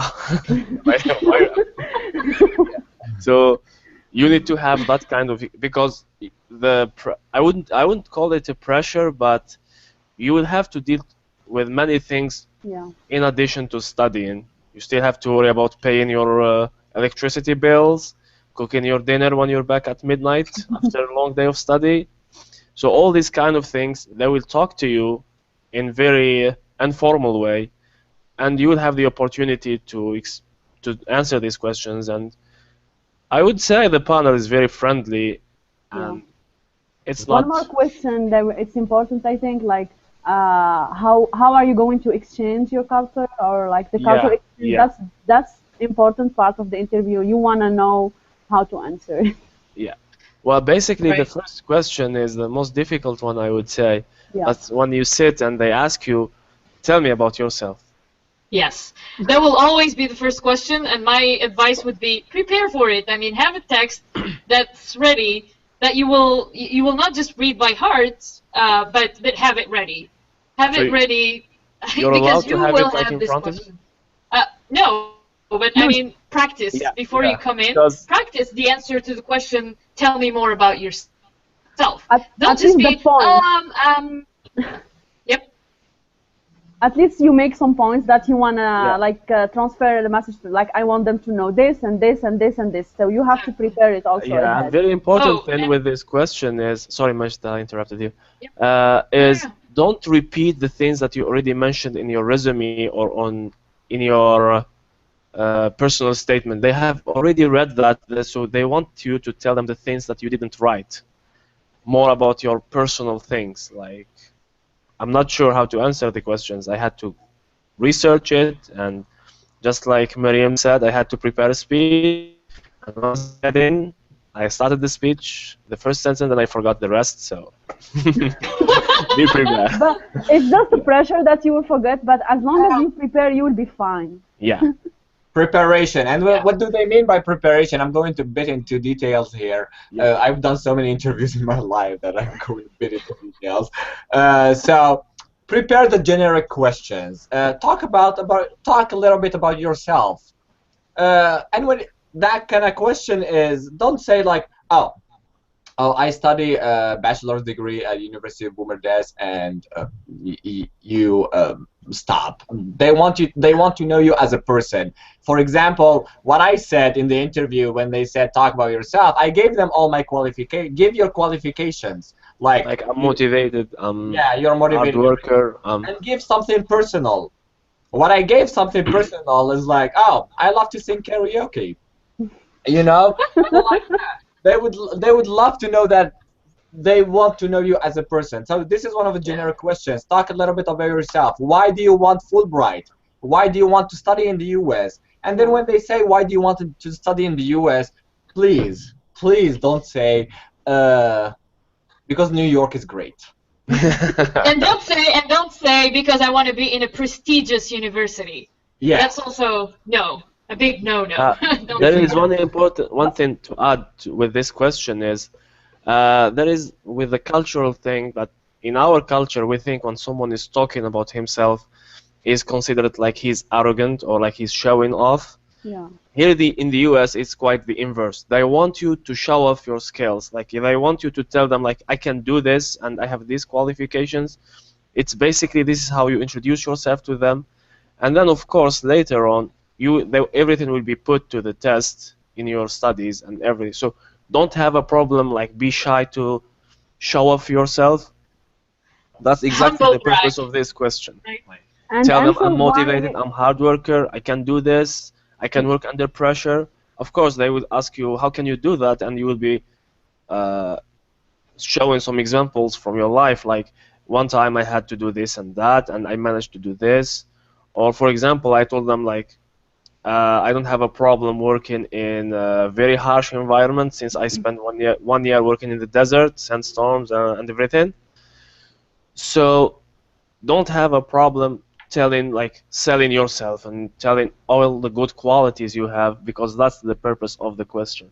You also want to answer why you choose Fulbright, because you can study in the US through other Means. opportunities, and explaining why you choose Fulbright is also important. Like, how did you know about it, maybe why you are excited for Fulbright. That's all going to be like additional And points for you. one way to answer this question, why do you want Fulbright, is to know the most you can about Fulbright. Know as much as you can about Fulbright.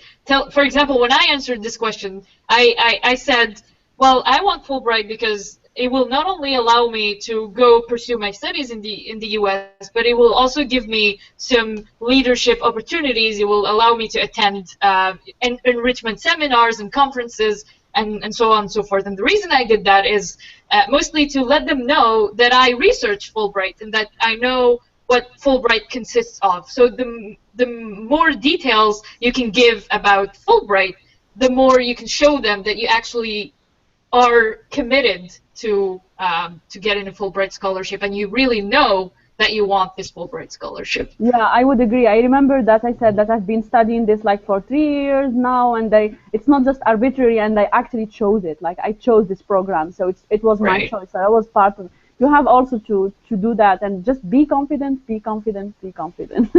All right, some great points here. Thank you all. What else do you want to talk about, Enes? Yeah, the next thing is after the interview. So this is where the list of the nominees will be.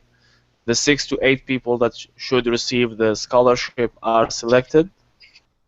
I think it should take a week after the interview at most to get a message saying that you have been nominated for the scholarship, and that's where the real application process starts. For us in Algeria, we are managed by Amidist, Fulbright Amidist, and lucky us, they do all the application for us. We just provide the documents. So you need to stay in contact with. You need to have you always need to have internet access to receive all the emails in case they need more documents, in case they need more information about you, in case some document is missing. So in this, at the beginning, you will receive a form in which you will select 3 universities. Now, one important thing about this selection is these 3 universities is not necessarily, you will not really go into one of these 3 universities like for sure. The purpose of this is for them to understand what kind of program you actually want to join in the US. In my case, I went to one of the universities I selected. Maybe my fellow Fulbrighters here can tell you about their experience. So you will be invited at least, I think, once or twice to the university to talk about our program officers. At that time we had Erin and Bart, now we have others. So you will be talking to them, explaining to them your major, that the program you actually want to join, and they will ask you some questions so that they will apply on your behalf to these universities. So in their application, they will be applying for 4 universities. The 3 you selected could be one of them. They could be all the 3. I think this brings us to the subject of how you actually choose the 3 universities you want to apply for. You want to put on that list. I think this brings us to the subject of if you actually want to increase your chances to go to one of these 3 universities, you need to look at the program, the university, how much it's ranked, the acceptance rate by that university. You will also need to look at other things like the city you are going to live in, because you have to live, probably the environment, the weather, because some of us really went into some harsh weathers and they suffered. Yeah, if you. Well, Well, I I don't could know if you have much choice about the weather, Anas. Yeah. So you will need I can to talk look about at weather, even yeah. sometimes you will need to look at if you think you cannot really you need some backup community. You will need to look at cities where there are some communities in which you can live, not necessarily Algerians, but probably Arabs, or because at some point you will get tired of talking in English all day long. You may want someone to talk even in something close to Algerian, not necessarily Algerian, but something close to that. And I would like everybody to contribute to this point before we move on. Yeah. All right. Yeah, go ahead, Ms. Dunn. So I just wanted to clarify what Anna said, just to make sure. So Fulbright will ask you to fill out a form with 3 universities. These are universities that you want to end up with. So the caveat here is that they will take those suggestions into account, but you are not sure to end up in one of those universities. So what Fulbright will do is they will take 1 or 2 of these universities from your choice, and they will add 2 more from their own research. So they know you, they know your background, they know your interest from all the things that you gave them, the essays, and your CV, your resume, and so on and so forth. They will pick other universities, 2 or 3 others that they will apply for on your behalf. So what does that mean? What does that mean that Fulbright applies on a university to a university on your behalf? Well, that means they fill all the forms, all the requirements by the university. You don't have to go yourself to the university website and create an account and apply. Fulbright does that for you. So one thing to know here is that Fulbright does not necessarily tell you what universities they're applying for you on your behalf. Mm-hmm. Sometimes you're in the total blackout until they ask you for a document or for an essay for a particular university.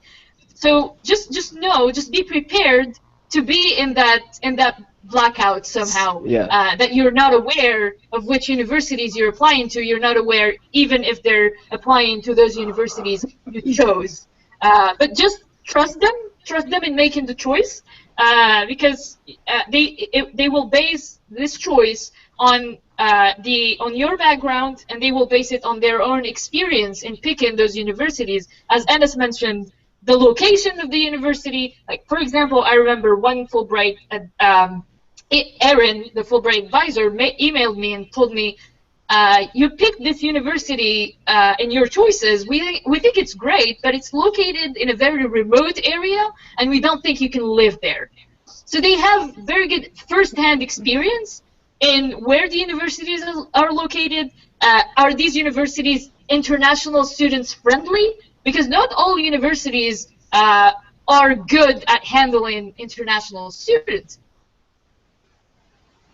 I think we lost Majda here. Yeah, she's back. The information you gave them plus their experience, and they will apply on your behalf, and you will not always know that they're applying on your behalf. Yeah, I just great. want to. Yeah, go ahead, Miriam. Yeah, just want to agree on everything Majda said. Trust your Fulbright advisor. They know what they are doing. I got my first choice. Like I got the first university I chose. I don't know how it happened. The same thing happened here too. Yeah, so I just want, for instance, when I chose it, I took it into consideration the tuition fees, the place, like the location of the university, and the programs, like the requirements of the programs comparing to my skills. So I would advise you to be smart in choosing the universities. Look at your skills, be reasonable. So you know what you have, and try to find something that will go with your skills, so you will have higher chances. Yeah, one thing I just wanted to add that is, I think it's important thing you both spoke of, is when you select a university, try to select a university that is not very competitive and very highly ranked. I'm sure that everyone will be happy to go to MIT, but once you get there, I don't think you want to stay, because these highly ranked. What are you talking about? MIT? Yeah, I mean, come on, guys. Let's- You know that let's when you say- start with the workload, it's a Well, crazy. let's say- Like, Yeah, it's give me not a the second same let's somewhere say- else. I mean, Let's say except be for reasonable, CMU. okay? Be reasonable, but if you're good, if you think you can handle it, I would say go for it. I'm Give me a talking second about here. the I actually general want to thing. talk about this point, like the ranking of universities. I don't agree with you, Enes, to be honest with you. Like I know most Algerians, they would say, oh God, I want to apply for only number 1, number 2, number 3, number 4, number 5. Like the ranking, in my opinion, this is my personal opinion, it doesn't really matter. As far as your program is good, the advice I always give, look for the program you're going to. Does it fit your qualifications? Does it help you? Does it help you advance your career? Look for advisors also. The advisors are very important. You know, is your advisor well known in the field? Is your advisor good? Does he help you? I'll give it. Well, I think that is an important point here, and even Yeah. pointed not just by Algerians but everywhere, that sometimes a very good, very famous advisor can be against you because he will just be too busy. I mean, you can find it on the internet, you can find it in your own university. Probably Michigan Tech is an exception for this, but if your advisor is very famous, you will have a hard time trying to contact him for assistance and help. Whereas if you have an advisor who is not really that famous, he could be actually trying to advance his career by working hard with you too. So I'm not trying here to emphasize any specific idea, but what I meant is we already spoke of in the beginning that system is different, the workload is different.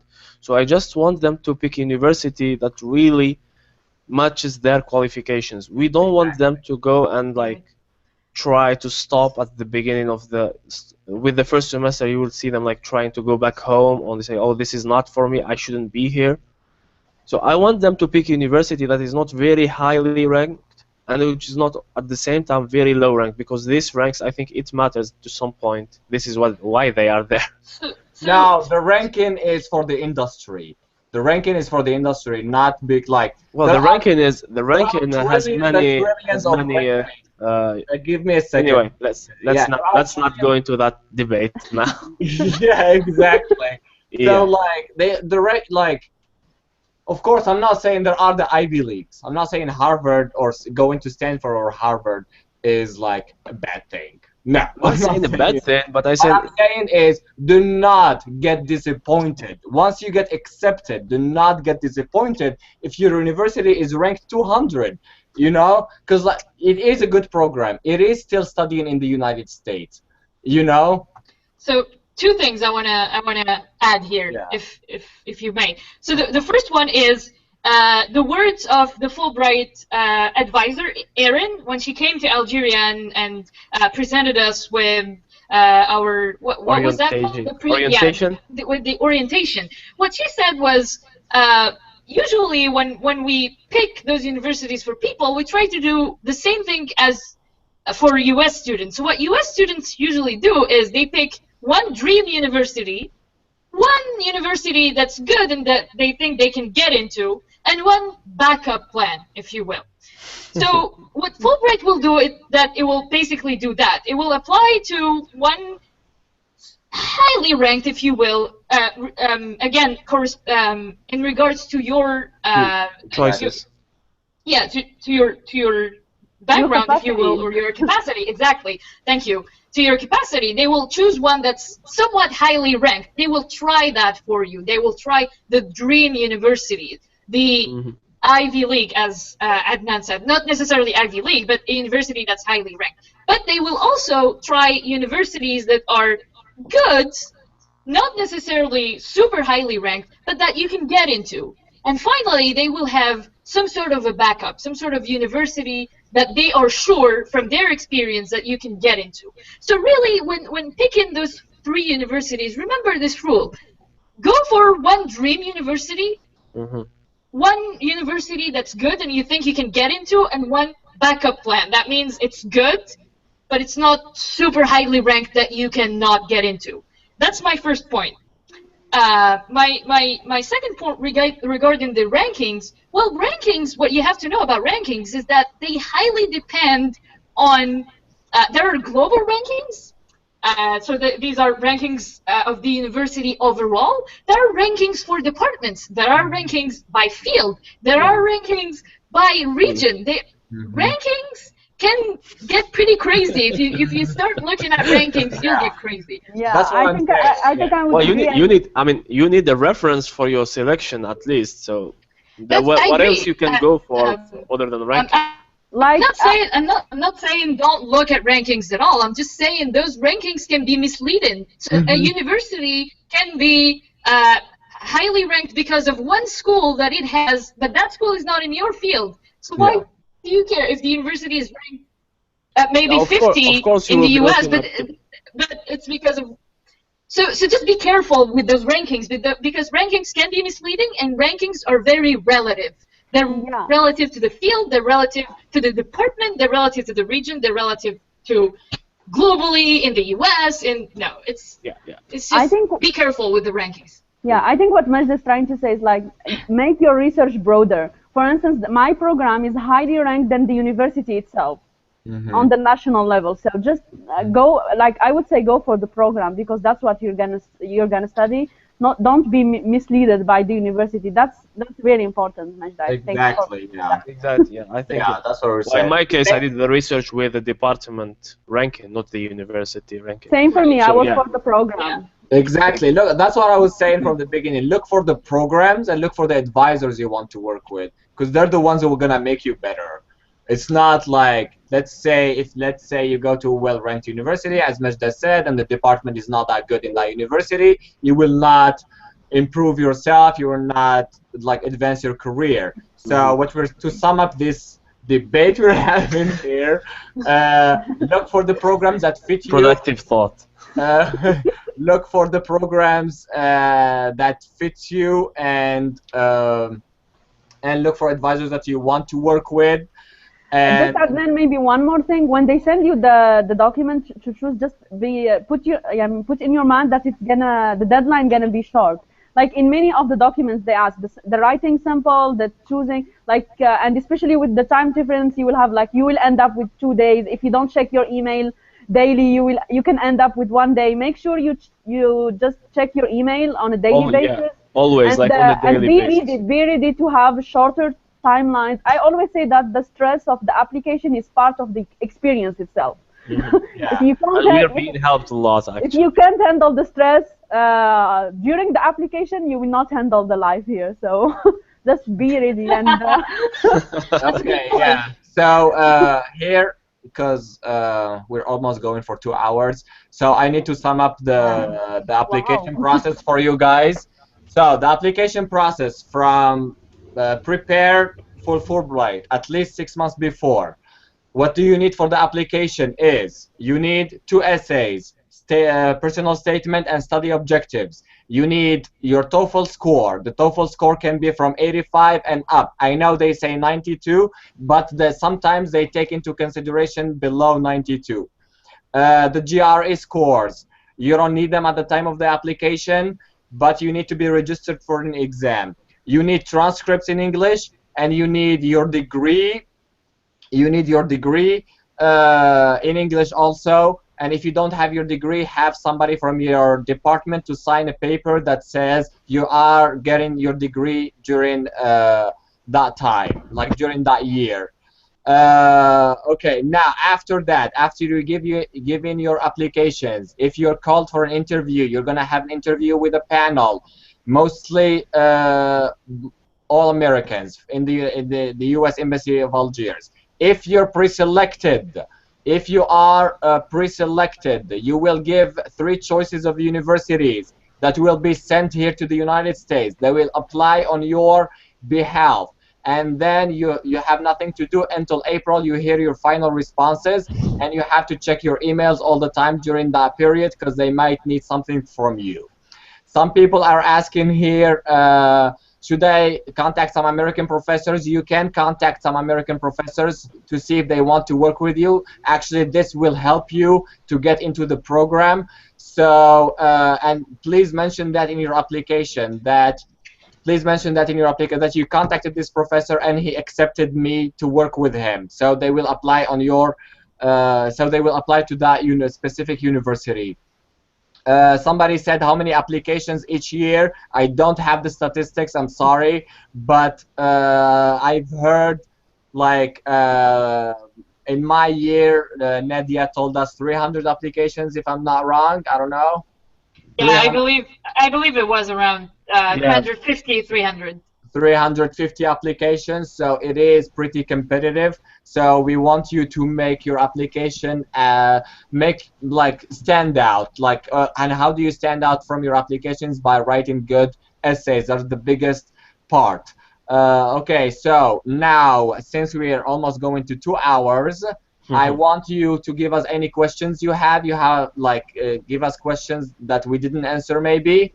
And if you don't have any questions, So one question that I received by message was, what if none of the universities accept you as a candidate? What happens then? They will. It happened actually once in the year before me. It didn't like the university accept him. It just he wanted to go to a very specific university, and they did not admit him. They had to let him go, which is very unfortunate.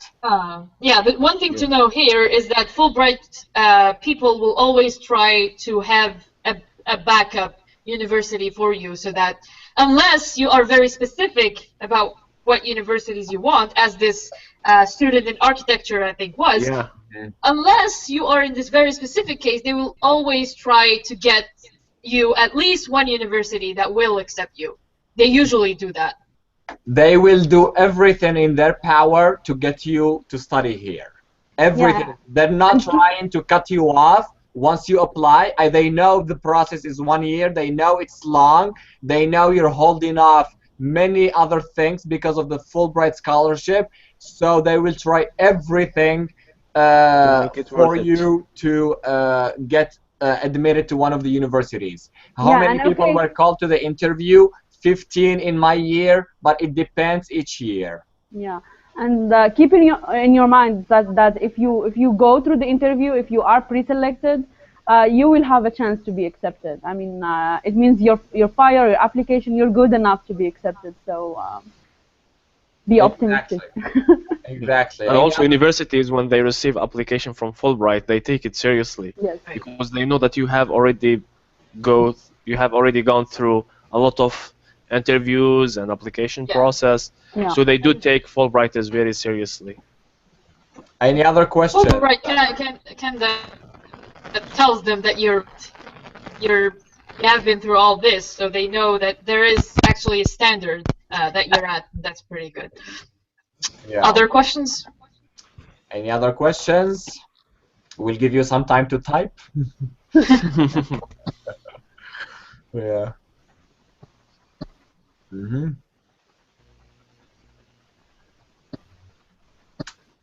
Questions?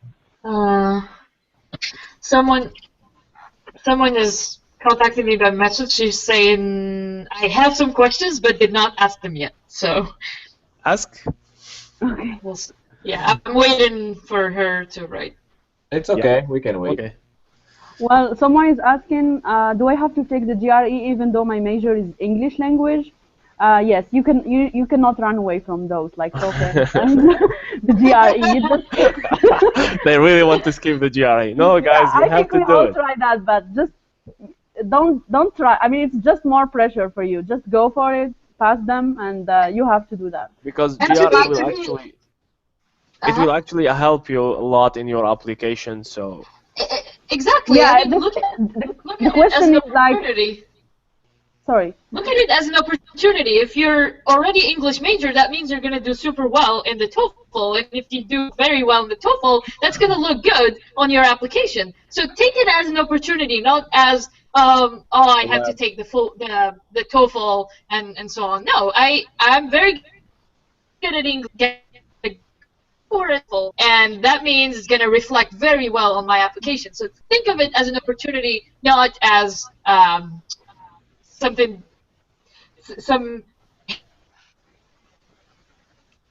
We lost her. She moves a lot. She has to. Majda, when you talk, try to not move Not a lot. Oh yeah, I'm This is sorry. why we're losing you. Yeah, so the question is there a way to get around it? It means they will consider my application just with the TOEFL? No, they won't. So Even if they do, actually, they will still ask you to. I mean, even for us, we did submit a GRE and a TOEFL, but after we have been pre-selected after the interview, we were told to redo the TOEFL and the GRE, and they will pay for it. So don't worry about that part. Yeah, you will do it again. I had a high score, and I had to also to do it again. So all of us did, I think. Yeah. Okay, so the first question from that person is, are there any specific qualities that must be in the person that they accept? So in the applicants, what qualities see that are in a candidate? Well, do you want to get that one, Majda? Hard worker, I would say the first thing. Well, it all comes down, I think. Go ahead. I think it all depends on the person, really. It really depends. Like we cannot, we don't have like a set of qualification they're looking for. We're here, like you see us, the four of us. We're very different. Like, but one thing they're looking for is leadership potential, because this is like, do you have any leadership potential? Like when we give you this money to study in the United States, will you come back to Algeria and do something with it? You know, you have to demonstrate that leadership potential thing. So this is one qualification I encourage you to demonstrate in your essays and in the interview also. Any other ones, guys? Yeah, I would say that's very important, Adnan. Like that's one of the top qualities. That's like if you're looking for the one quality, that is certainly it.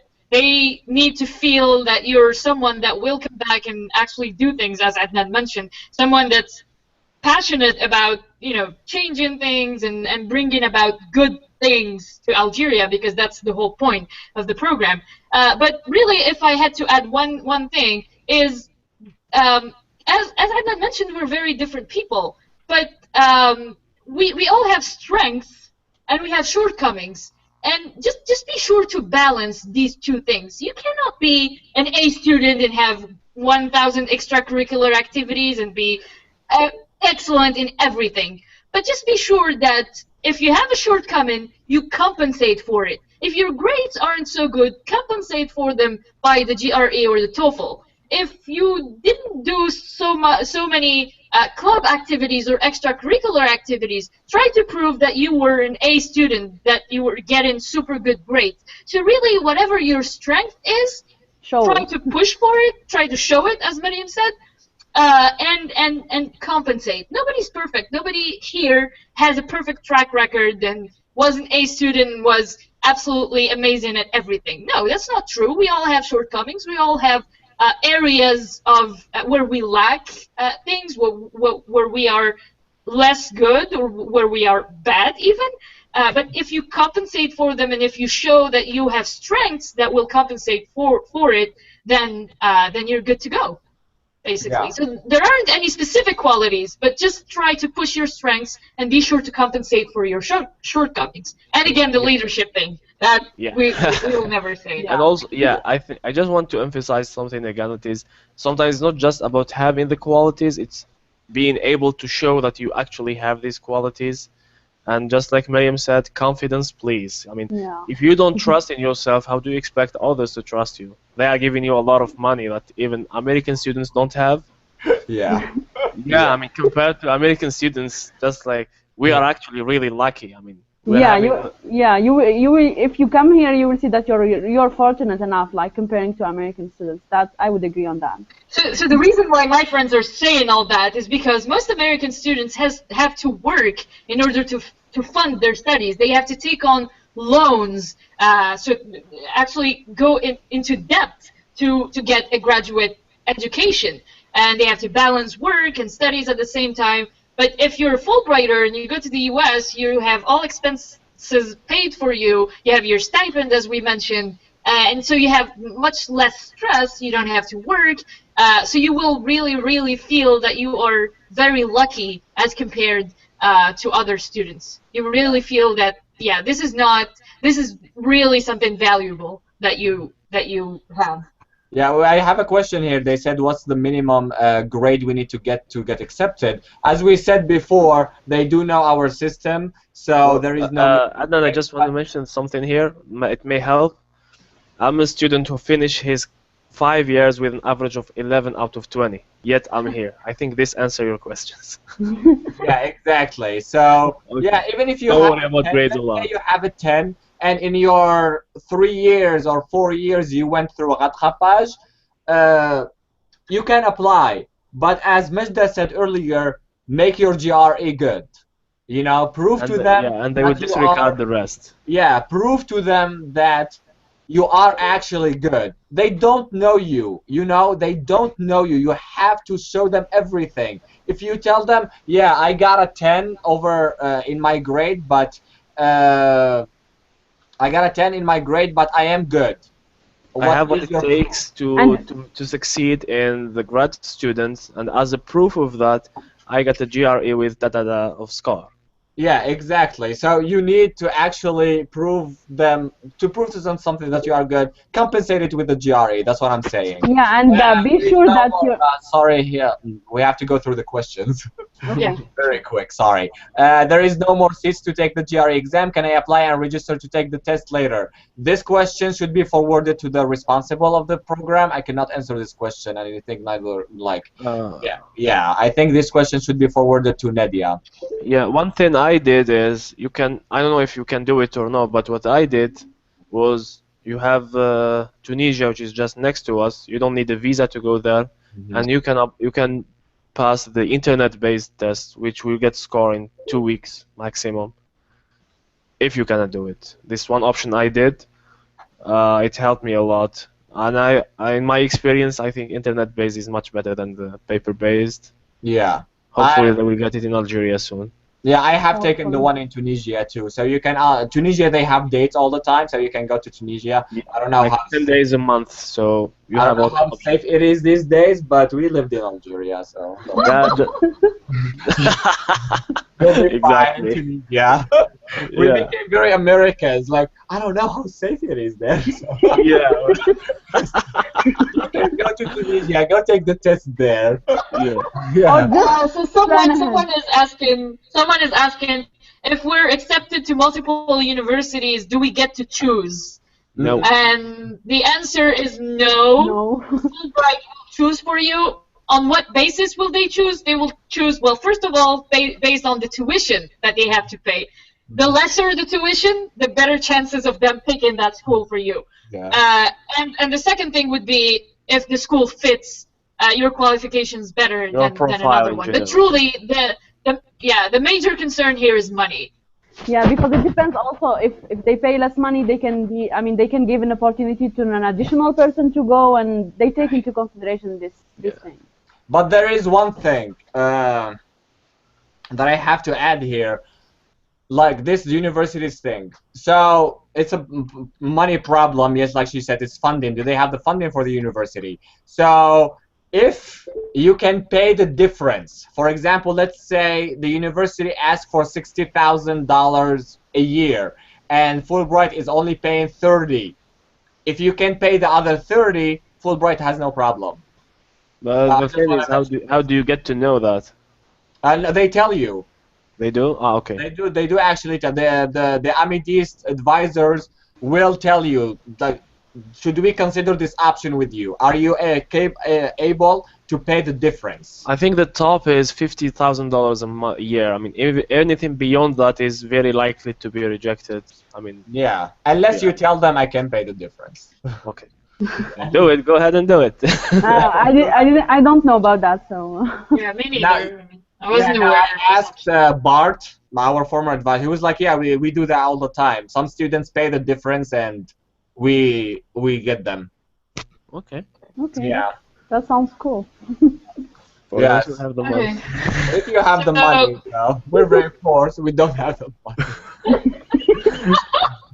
Yeah, for this we're Algerians again. We don't have the money. We don't have the money. Someone is asking, do they offer scholarship for a translation major? I think they do. I mean, the Fulbright is not about a specific major. So yeah, you would have to apply.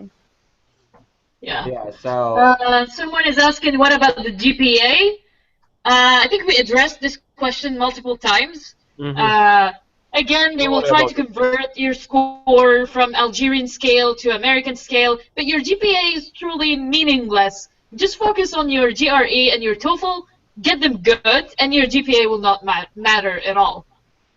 Yeah, I think a lot of students in Algeria are worried about that, and I know where they are coming from. Like I kind of understand why, but just don't be afraid from trying to apply. Exactly. If that's the only part that you think it's kind of worrying you about your application, go for it. Don't worry. Yeah, one thing to add to that is do your best to apply, and if you don't succeed, apply again. I got my Fulbright scholarship on my second application. Okay. So yeah, they do. I mean, they do reconsider you if you reapply again. They don't think about your previous application. Apply, and if you really want it, if you don't succeed this year, apply again, and hopefully you will get it. All right, guys. I think we're not taking any more questions. I have work to do actually. We thank everyone who's been watching us. Yeah. Thank you for attending, Thank you, guys. and I hope that we answered some of the questions that you had, and I hope we were very helpful to you. I see a lot of people added me on Facebook. Don't be shy to ask me questions on Facebook Yeah. or Absolutely, email. same here. Same Yeah, here. so I think It's the same. everyone. Yeah, you can. Sorry. Go ahead. Yeah, so I think it's the same for everyone here. You can ask them questions. We will answer them. Sometimes we will take longer time to answer them because we're Homeworks? Because homeworks? yeah, doing Project? homeworks. So don't get mad at us. Don't get mad. We're like, ugh, شو محاسبين في روحتي يوم.